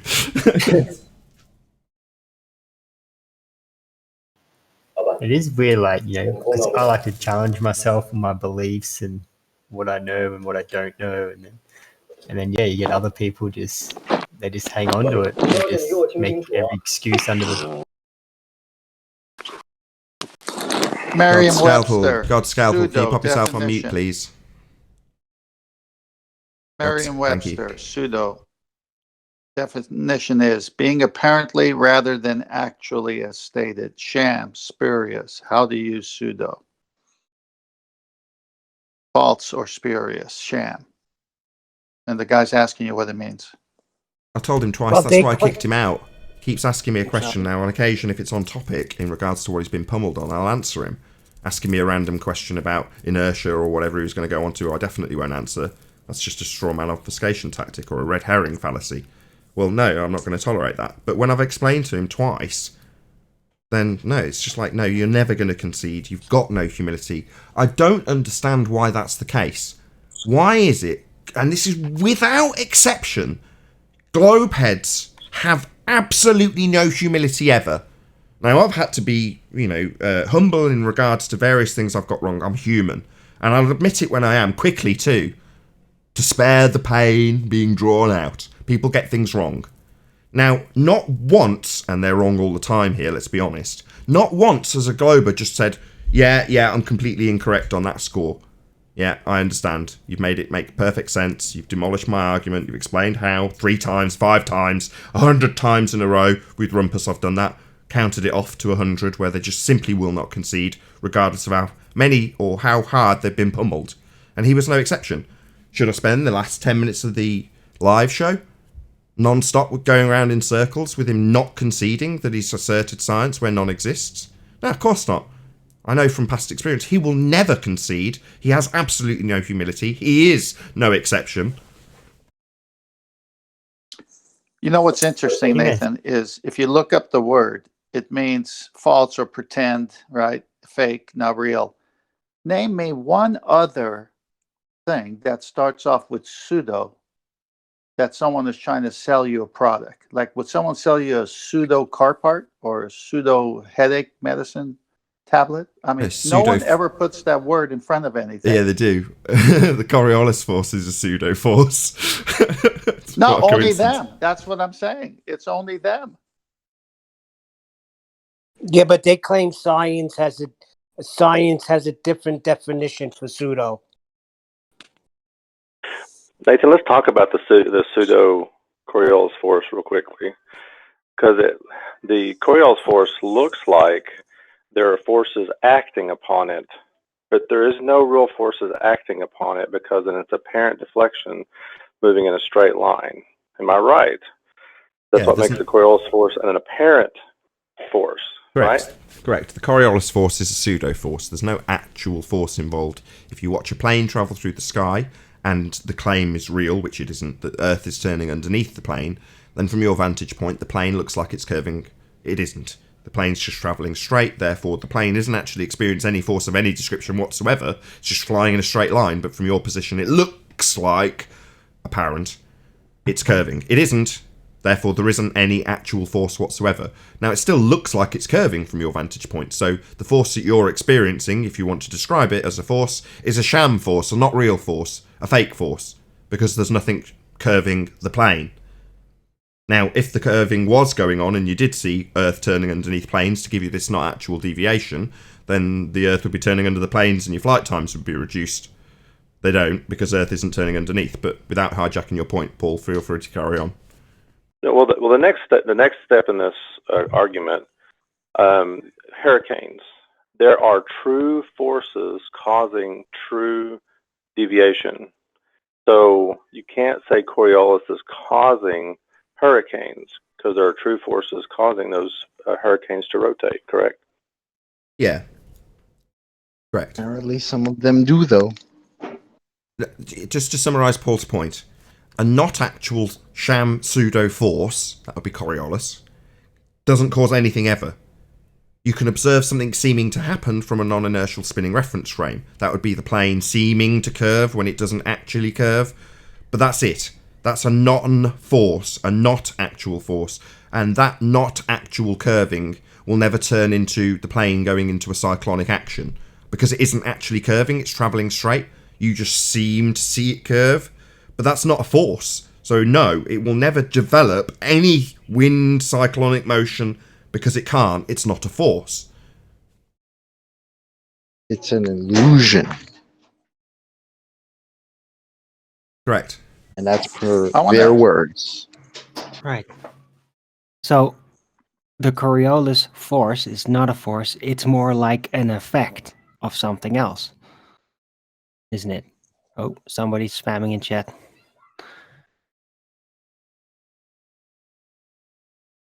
Back to what Neil said, they use the word in science. I just looked it up. Pseudoscience, a theory, methodology, or practice that is considered to be without scientific foundation. Yeah, Neil, they do use it in science. It's false science. Can I explain how the Coriolis effect would work on a flat Earth model? Why? Just need a roundabout spinning and you launch something off it and watch it appear to deviate. That's it. End of explanation. If you have a large pool of water on a model, did you not just listen to the what I just said? molecules of water. Did you not just listen to what I just said? Outer edge of the disk. Who's talking? Did you not listen to what I just said? Clearly not. deciding that you're just going to spew your nonsense anyway. Mate, the Coriolis effect is merely an apparent deflection observed from a non-inertial spinning reference frame like a roundabout. Throw something off it while it's spinning, it'll seem to curve. End of explanation. Very true. Very true. Just out of interest, And it's an effect that is. It's an effect. It's not an. Yeah, it's an apparent effect because nothing's actually deviating. Just seems to if you're spinning underneath something. But why would we need to explain it on a flat Earth? We don't. We're not spinning. No, the Earth not. I'm When actual Coriolis happens, there is motion. It's just that the pseudo force is the way to explain the effect you're seeing. But there is actual motion happening. Without actual motion difference, there is no Coriolis effect either. So it's just not happening on the Earth because the Earth's not spinning. That's why I cut the other guy off. We're not spinning, so why would you need to give a Coriolis example on an Earth that's not spinning? It makes no sense. I think Pizzle was talking about the storms. North of the equator goes one way and south. Not Coriolis effect. I would say Those would be regardless if we actual live on a winds, flat right? Earth or if we live on a. Hold on, sorry, go ahead. Is it puzzle? Pizzizzle, yeah. I was just Pizzizzle. saying if we live on Love it. either model, the effect would occur. So it's not. What effect? Define what Coriolis model? for us? Hold on a second, Chocolate. Do you want to just define what Coriolis effect is, please? It's a rotational effect that occurs. I mean, I can't explain it fully. I've seen. Well, so we're not doing too well then.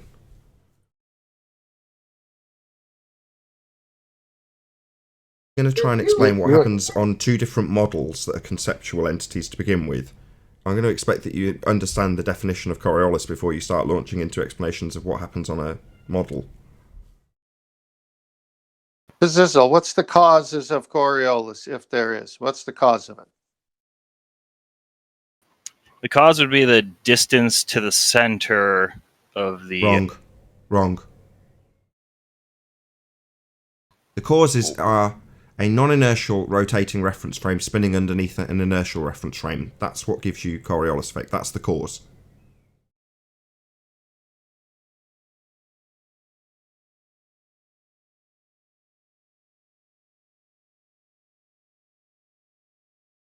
Just out of interest, which side of the argument are you on, Pizzizzle? I'm a glow. Shock horror.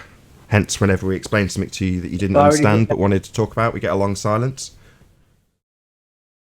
So no concession that you don't understand what you're talking about then, but want to detail it on two different models. Straw man us with the flat Earth model, right? But you don't actually know how to define this effect. I was about to explain it, but no, then you weren't. There was a long, protracted silence re- after I explained it. You were asked a question, what causes it? You didn't give an answer. You said it's about travelling to the centre. That was wrong. I stopped you. Then there was a protracted silence. Then I explained what actually caused it. And now you're talking through me while I do it again. So no, the causes of Coriolis effect are a non-inertial reference frame spinning underneath an inertial reference frame. That's what gives you Coriolis. Second time. Yes, which would, if you put that into actual if you put it into an experiment, the molecules of whatever liquid, I guess, or a gas you're using in this case, would the molecules that are further away from the center of the rotation. Would be moving that's got nothing to do with Coriolis. Rate. No, that's incorrect. Do you want to explain to us again? Now I've done it twice. See if you're any good at repeating things. Repeat what I've just explained. Define the Coriolis effect, please.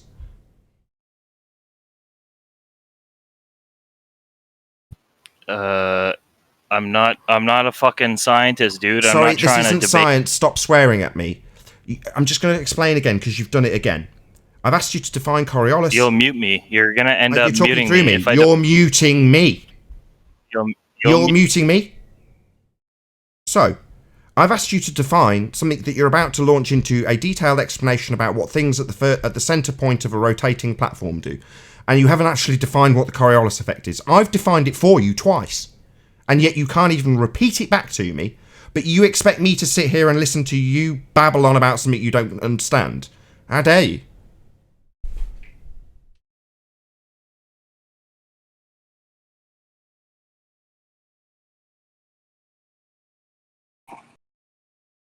Yeah, that's why I asked if you're a globehead. This long protracted silence is what I expect from someone with zero humility.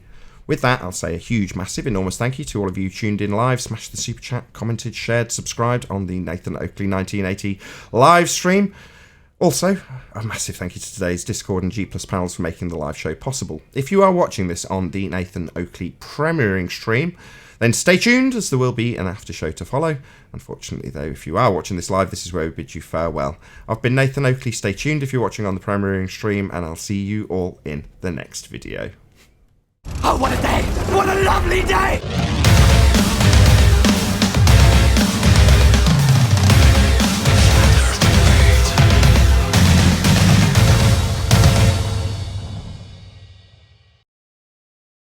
I would like to ask a question from Nathan if he's here.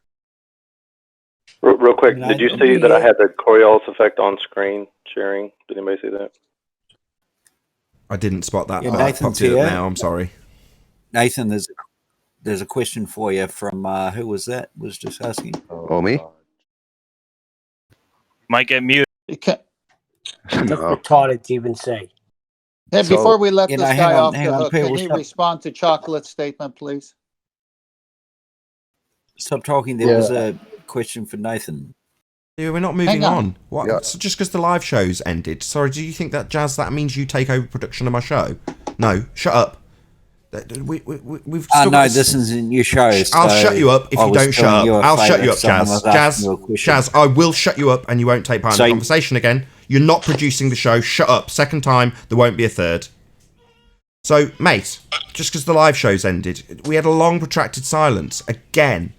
So what gives? Why aren't you admitting that you haven't got the vaguest clue what you're babbling about, but you want us to endure your nonsense word salad about what Coriolis effect does on various models when you don't even know how to define it? It would occur on both models. What would? Define it. The fictitious Coriolis effect. Define the Coriolis effect, please. A force that acts on objects. No, it's not a that are force. in motion. You're wrong. You're wrong. Within- You're stupid. Don't talk about the Coriolis effect ever again. You're an idiot. Pazizzle. Please. All right. Sorry, I'm an Pazizzle, idiot, and that means space shut doesn't up. exist. That means shut up. Are you people thick? Yeah, I'm about to tell you off. That means sit your ass down, shut the fuck up, and take what I'm going to give you, which is a berating. It's not a force, you unbelievable fuckwit. Now sit down and never talk about Coriolis again. That's the third time I've demonstrated how unbelievably fucking stupid you are. So don't talk about this subject, don't even respond to me. Keep your mouth shut. Is that Nathan. clear? Rhetorical. Shut up. Nathan. Jazz. Nathan, Jazz, if you want hello. to talk about Nathan, if you want to talk about how stupid that is, do you want to talk about how helicopters work? Not really. Jazz, can you define the Coriolis Of course effect? you don't. Yeah, let's see. Coherently? Good one, Chocolate. Go ahead. See how you get on. Jazz, can you hear me? I'm not even going to give you the time of the day, Nathan. You're going to explain I'm not to asking me for it, how Chocolate they is. work. I'm not asking for it. Jazzaconda, can you define the Coriolis effect for us, please? No. Our good mate Nathan is because he No, knows you how can't. it works. He's Is going that to a no, you explain to can't? me. And then hang the fuck on. If he gets anything wrong, which I'm sure he won't, I will interrupt. So go ahead, Nathan. You've already interrupted, so now I'm asking you, can you define the Coriolis effect since that's the conversation you chose to interrupt? No, you can't interrupt for your mate. Oi! Listen to Chocolate, mate. Listen to him. You can't interrupt for your mate. It's Nathan knows how it works. Dude, so Jazz, I want to know. Jazz, try to sober up for 2 minutes. I'm asking No. you a question. No. I'm asking you a Nathan question, knows Jazz. how it works. What is the Coriolis effect? Yeah, listen, Nathan is the professor, right? Nathan knows how it works. So you guys I'm don't get to asking interrupt. you. If hang on. I'm asking you, Jazz. Nathan, hang on. Nathan knows how it works. He'll explain how it works. If I get something wrong, then you guys can interrupt. I already have pissing explained me it. off. I explained it to the other guy Then you- twice, and he couldn't then repeat you it guys back. can So why interrupt. are you asking me to repeat it for a third time? You're being asked. No, Nathan. No, you not know Nathan. how it works, Oh so my you can God. explain it all. And if I interrupt and I get something wrong, then your comrades No, you can fuck can off. interrupt. No, bye-bye, Jazz. He's you already useless explained twat. it twice. I've just Now we're kicked him asking out. you to It's just explain it. useless. There's no point in even... What, 10 minutes more of him saying, no, Nathan will define it for me? No, thanks. Can I ask a question? I think you should Pretender let him clowns. talk. Wow. Pretender clowns. Can I That's ask a all they question? are. It's their No, argument. Jazz and they is don't even a know it. lifelong troll. You can't help it. Let's open it up to any ballers. Any baller define Can I ask a Coriolis effect question? for us. Any. Good enough. Yeah, read. Go, Mole Man. Somebody Yeah, I gonna had tell a us to question, read but it's something? not connected to Coriolis, so I guess I don't ask it. No more Coriolis. Is Mole Man a Sick baller? of Coriolis. I just want Yeah, any small man baller. is a baller. Any baller to Yeah, I'm a define baller. Coriolis. Yeah, I'm not. I want to ask a different question, so I'm let someone else explain. Oh, really? Oh well. We'd Yeah, rather just about humiliate relative ballers. density. I'd much rather sit here and humiliate the fact that no globehead will answer this question correctly. So far, not so good. Yeah, so what's a pseudo for? Pseudo force. Good start. Whoever that was, carry on. Why is a centrifugal force a pseudo Not talking force? about Please centrifugal explain. force. Hello, whoever's speaking. No, we're talking about Coriolis effect. Asking somebody to define it. An effect whereby a mass moving in a rotating system experiences a force acting perpendicular to the direction of motion, and on Earth, the effect tends to deflect moving objects to the right in the northern hemisphere and to the left in the southern. So what causes that deflection, Pazizzle? Just Not you, Ed. Pazizzle, what causes the deflection? A rotating system. So With individual moving molecules. Sorry, what's the rotating system? Well, it would be in the ball Earth theory, it'd be the Earth rotating on its axis. In the flat Earth theory, I'm not really sure. It'd be a fucking spinning. Don't swear at me. Right. So according to you, I'm not swearing. According to you, it's the Earth rotating underneath to cause this apparent deflection. Yeah, the entire spinning of I ball. see. So Earth's Including rotating. Yeah, I'm going to respond. Any issues? Yeah, of course, because I'm going to demolish your religion of a spinning Earth. So please don't interrupt, Pazizzle. According to your last statement, in order to have a deflection of a plane travelling north, you have an Earth rotating underneath the plane. If Earth is rotating underneath a plane, then a flight from Charlotte, North Carolina to Los Angeles, LAX, would take an hour and a half because the Earth would be rotating underneath to cause you to see the plane seeming to deviate because Earth's rotating underneath the plane according to that definition. Well, we don't have 1.5 hour flight times from Charlotte to LA. It takes 4.5 hours because Earth definitely isn't rotating underneath aeroplanes or helicopters or drones or anything for that matter.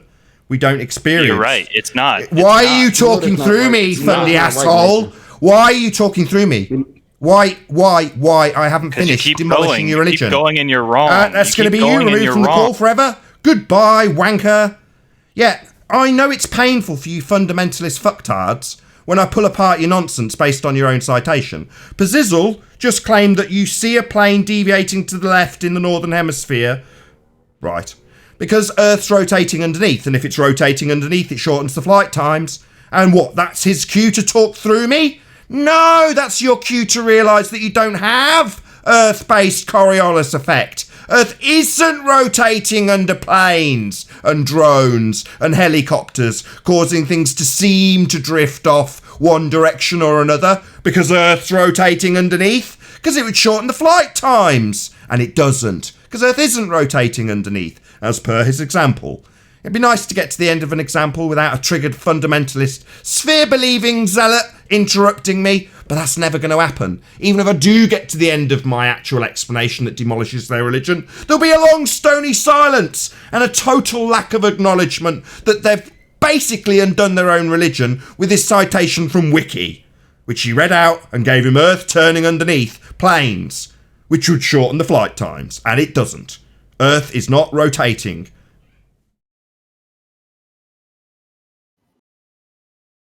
And according to the globe, none of that would happen. I'm tired of this crap. Prove the Earth is spinning. Bob did. That's Wiki. obvious. All the guys Wiki. User making a claim. Wiki Back parroting your claim. nutters. That's all we've got. Zealots that go to Wiki and read off what their first Was entry that says. virus that said according to the globe that would happen?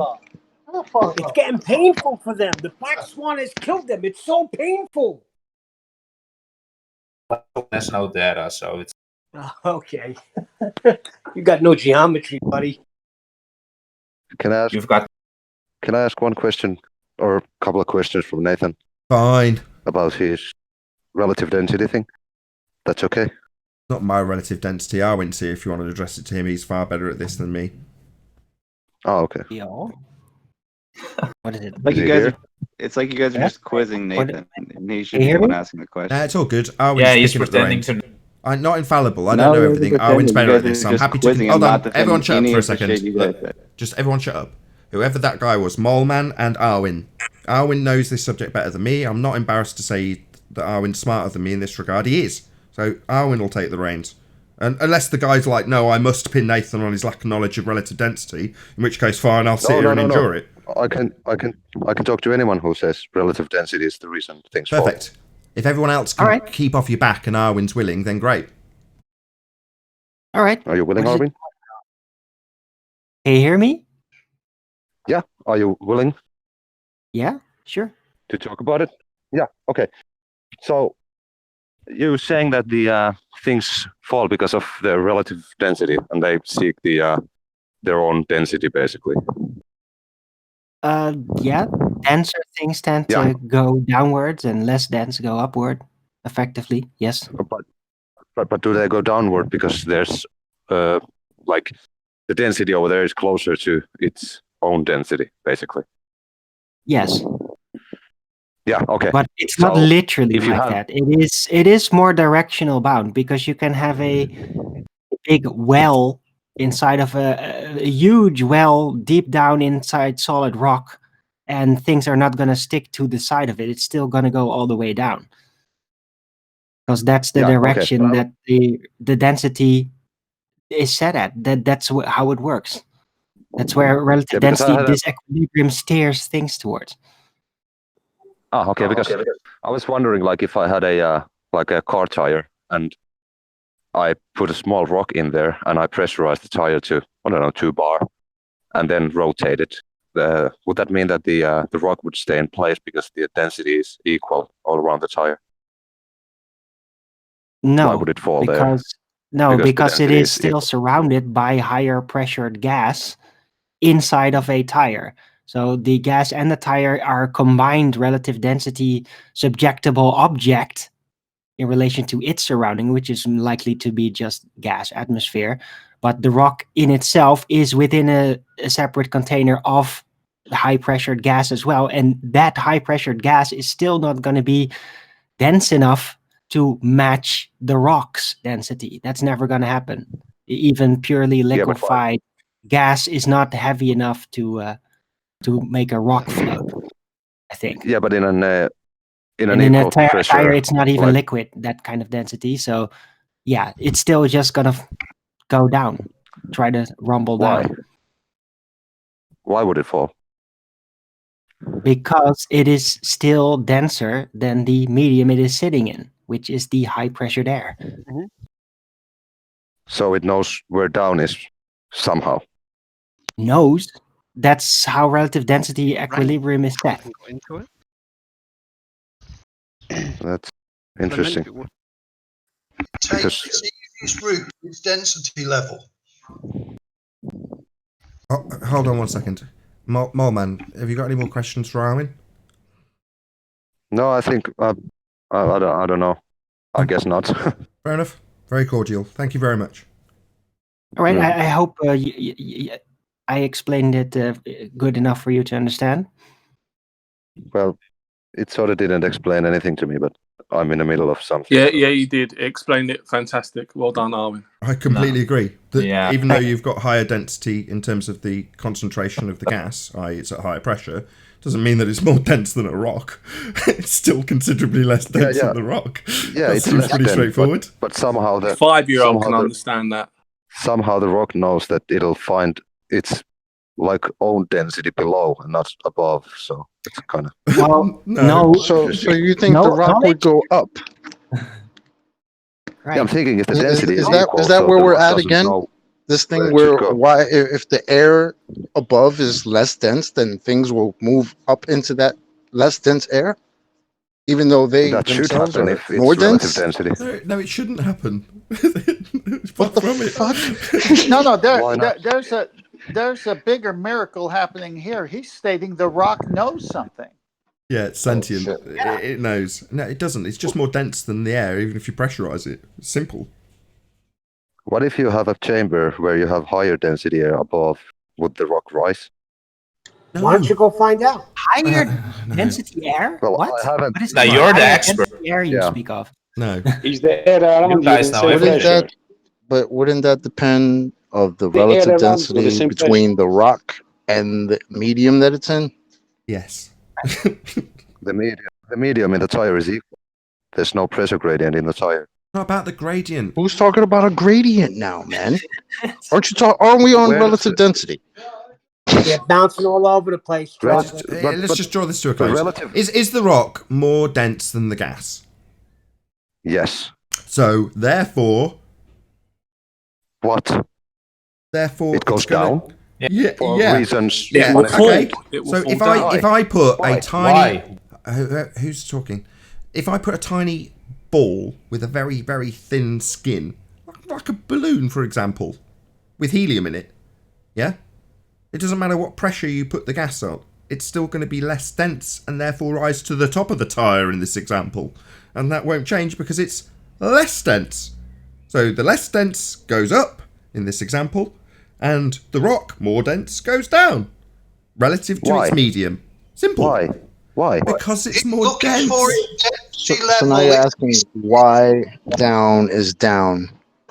That's what you're asking. Down is a relative direction. Yeah. It's relative. It's relative. It's not an absolute direction. Down is not absolute. Because down for a helium balloon isn't the same as us, is it? It's relative to the medium that it's in. And likewise, if we go into a liquid medium, down could completely change in terms of which direction we're going to follow just by natural not doing anything. So it's relative to the medium.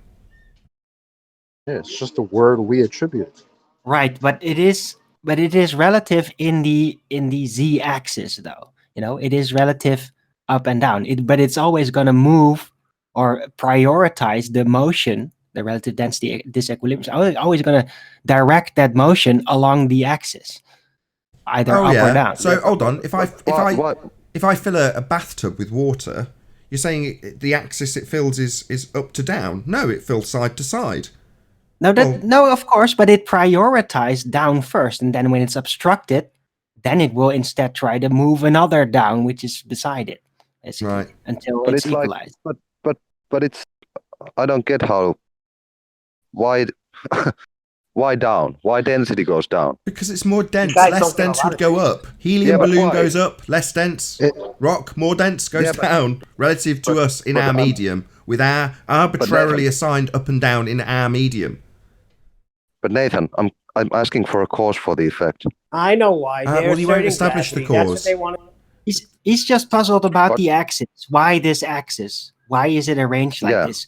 No. Why is it down? Just is. Yeah. It just is. You're asking I don't why. know Hold on. His question is in essence, why is a rock more dense than air? That's essentially what you're asking. No. I'm asking why there's high density below and there's low density above. Yeah, so low density being the air and the high density being the rock. Yeah, that's what you're asking, mate. Yeah. You're asking why is a rock more dense than air? No. I'm asking why. I'm asking why is low density high and high density low? Because in this instance, a gas which is heavily dispersed, not much concentration of it in a single amount of volume, whereas the rock has got a huge amount per volume, therefore more dense. Then why is it down? Asking for the cause. Why is it down? Cause in the effect. It's He's more asking dense. why the arrangement. I think We're just getting morons saying why is it down when we've just explained it. Relative to the medium. Relative to the medium. Relative to the medium.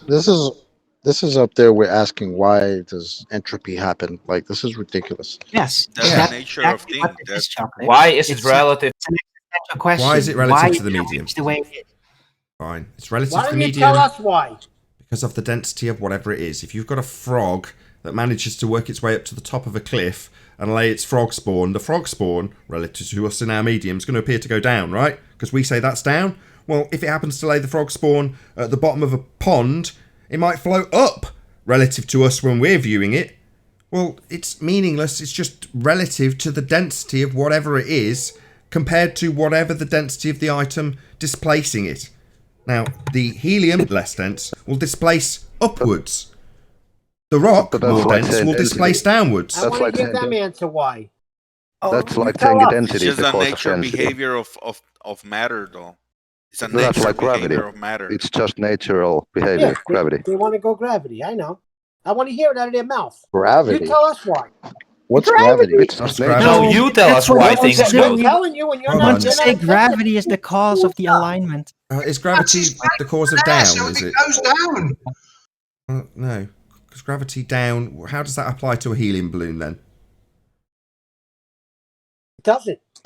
Because the air around it goes down and pushes the balloon. Oh, does it now? Sorry, hold on. Who said that? Was that Ed? Hold on. Was that Ed? Laugh at that. That's true. Don't laugh at that. Hold Yes, on. that Sorry, the air goes down. Have you not heard of the water cycle? the air gets pushed down. Sorry, by I'm asking you a gravity question. I don't need you to repeat. up because of Can the everyone air shut up, please? bouncing it. Hello? Hello? That's Can why everyone shut helium- up? Ed, you don't need to spew the same true. exact assertion 5 times through me. I had a question that you ignored and just repeated yourself. Have you heard of the water cycle, hydrological cycle? Just a yes or no, mate. Why don't you tell me what it is? Why are you now asking me? It's a yes or no closed question. Have you heard of the hydrological cycle, yes or no? Well, you're the professor, right? Go ahead Sorry, and explain mate, it, mate, Mr. I'm going to have Expert. to remove you if this is how this conversation progresses. I ask you if you know what something is, and you ask me if I'm a professor or not. That's not an answer to my question, which was closed, yes or no answer. Do you understand that there is something in existence called the hydrological cycle, otherwise known as the water cycle? Yes or no, last chance, then you can piss off. Sure, but I don't know what you mean. Excellent. I don't need you to follow up with a question. So, given that the gas is produced in the hydrological cycle at ground level and makes its way up, not down, up, how would it be that you could assert that gas is being held down in complete violation of what this cycle does, because it works its way up from ground level? What do you mean? Are you talking about... Your rebuttal to what about helium balloons was to say that the gas is being pulled down. Now, I'm rebutting that complete horseshit nonsense. Who's talking through me? I'm rebutting that horseshit nonsense by pointing out that the gas is going up. It's not being held down. So, that's where we're at. But Nathan, if it's a cycle, it goes down Sorry, also. Mole right? Man, I wasn't talking to you. I'm sorry. Ed, gas going up, not being held down. Not a rebuttal when I say, well, how is helium balloon always go down? So you're talking about water vapor? Talking about gas that you said was being held down in a rebuttal to helium balloons defying gravity by going up. Then you said gas being held down. I said no, water cycle going up. That's the third time I've repeated it to you. Third time. Are you done? Yeah, so you're Dense? changing the subject. Now you're We're talking through about me. helium. I asked you Change- 3 times. Now I'm trying to establish, given that I've asked the same question without response 3 times, about my rebuttal to your claim that gas is being held down when it's actually going up. Now I'm asking if you're stupid, deaf, or just a religious zealot. Which one is it? So you want to talk about helium again, or are you going to change? Yeah, I've demolished your argument. The gas isn't being held down, it's going up in the water cycle. Gas produced at ground level going up. That smashes your argument. Now, you didn't acknowledge that I smashed your argument. You started moving on to different questions, then talking through my third repetition of my demolishment of your fundy faith. Now, it's not time to move on. It's time to get an ounce of humility out of a religious zealot. Now, I'm going to keep you close to the fire while you talk through me incessantly because you haven't acknowledged it even though I've said it 4 times. Yeah, that's the end of your argument. Gas doesn't go down, go boom, boom with a force that doesn't exist. It's going up in the water cycle. I've smashed you 4 times. You don't acknowledge that. You want to move on. Water vapor is So you want to talk about helium or change? Yeah, Can I take it over? Who's talking? I smashed your assertion that gravity go down, go boom, boom is counteracted by gas being pulled down when we debunk it with a helium balloon because the gas isn't going down, it goes up. So that's the end of your argument. Gravity's not a force anyway. All of that is okay with gravity. All of that's okay with gravity. What the hell is gravity? Please, let me take over, huh? What the hell is going on here? You guys about the water cycle? Do you guys understand maybe- that gas doesn't go down, right? Gas moves freely and rapidly in all directions. You get that, right? So how do you think because that air pressure gas is not around the helium balloon is being pulled down, causing the helium balloon to go up? With a force that's Look not a at the force, but you can think of it like a composition of air. force? Like, are you crazy? Hello? Yeah, that's a good argument. We're talking about the Chocolate. water cycle, no? Chocolate. No, Maybe we're talking, Arwin no, can Chicky, help. no, We Chicky, just we're have not talking. 30 No, seconds Chicky, of living no, in a no, baller's no, head. Chicky, we're not talking about the water cycle. We're rebutting this claim that gravity pulling gas down, go boom, boom, in rebuttal to helium balloons going up, debunking gravity. Yeah, and we're pointing out that They gas get isn't pushed held out. down. Is that Ed talking through me, you fundy triggered zealot?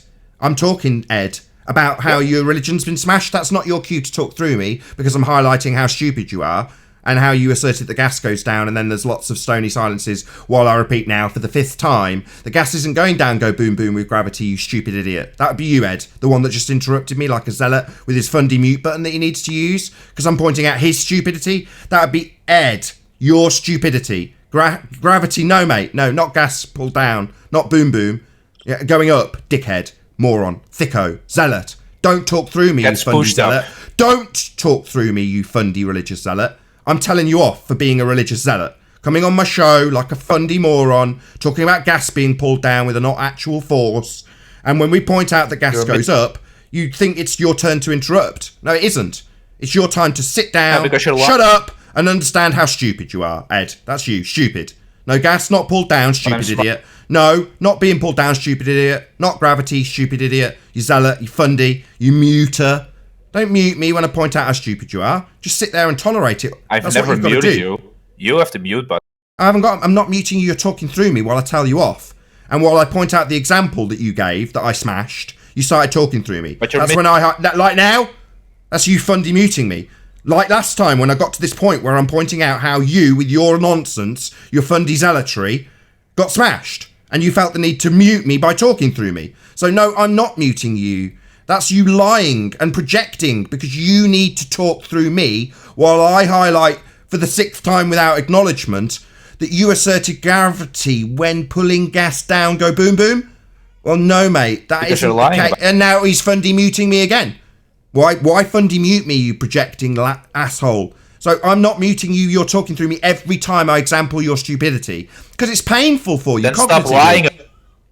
Yeah, now you're shouting through me, aren't you? What, you really must stop me summarising. I've had 6 attempts so far to summarise how this dickhead, moron, zealot has been smashed. And every attempt, 6 so far, has been talked through with his fundamentalist, religious zealot mute button. He's also simultaneously projected that onto me and claimed I'm muting him, which I'm absolutely not. I'm just for the 6th time trying to summarise how he's been smashed when he's asserted gravity, not a force. Even if you think of it as a force, it won't rise to any force.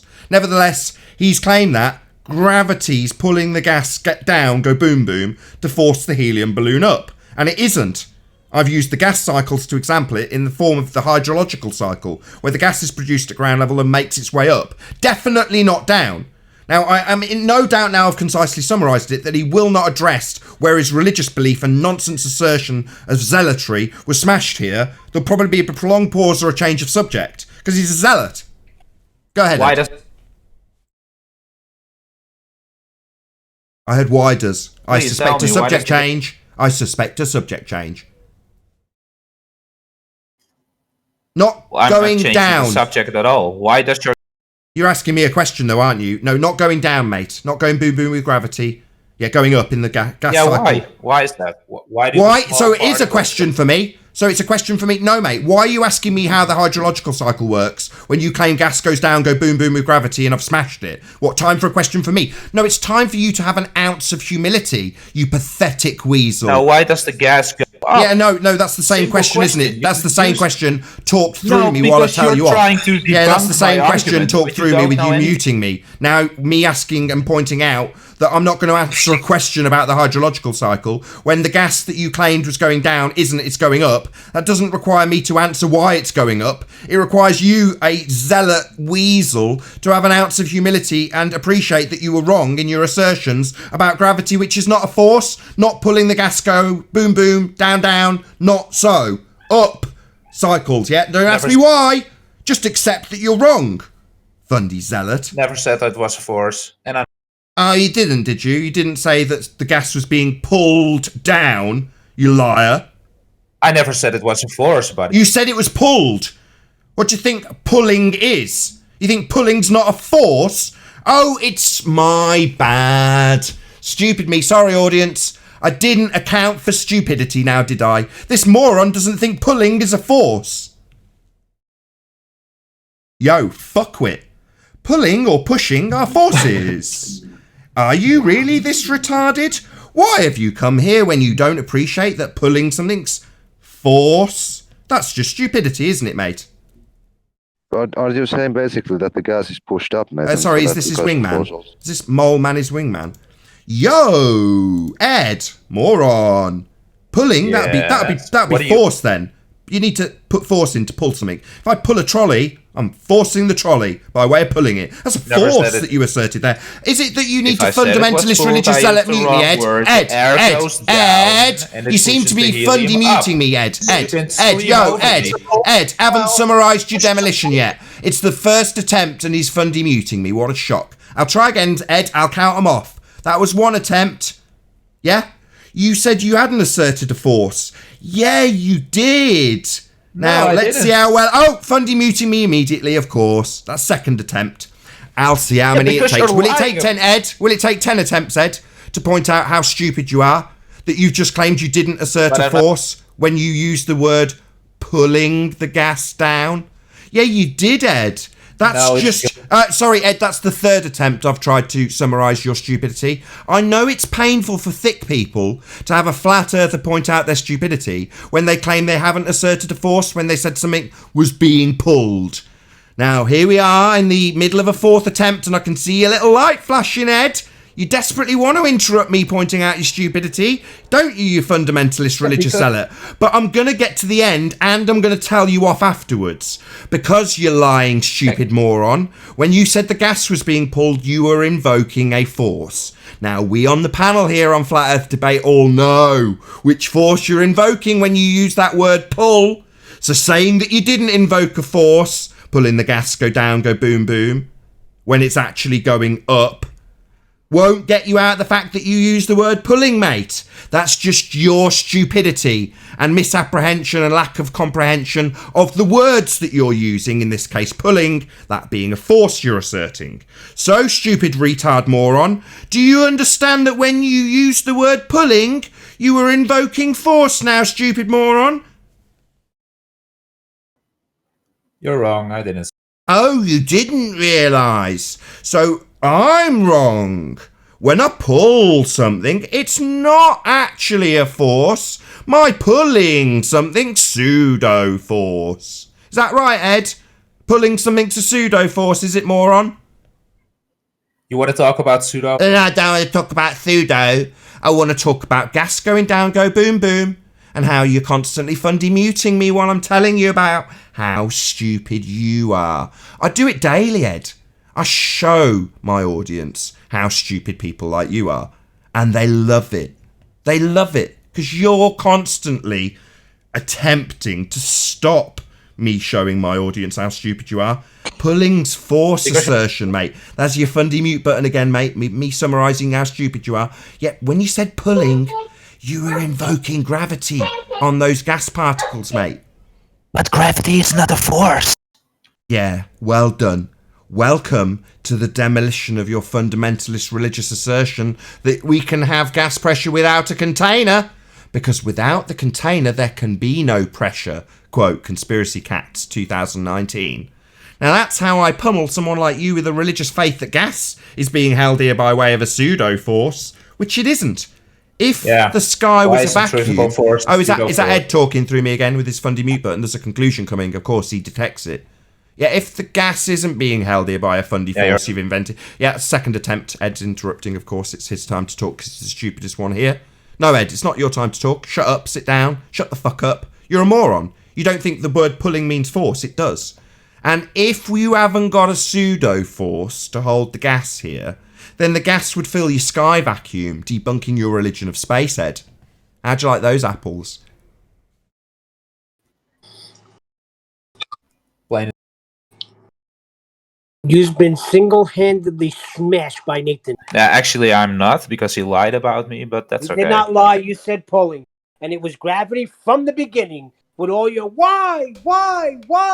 Yeah, but is gravity a force, though? And gravity is not a force. Why is centrifugal force a... Oh, so we're moving on to centrifugal force, are we, when we're talking about your religious faith in gravity that's holding gas here without a container? No, we're not moving on, mate. It's not your time to be that weasel scumbag zealot that you have been the entire show. It's not your show to run and change the subject on all fundy mute me when I point out that you've decided to change the subject. It's not your time to fundamentalist religious zealot mute me either. It's my time to point out, no, it's not you choosing the direction of this conversation. We're waiting for you to have an ounce of humility that you haven't got force holding gas here.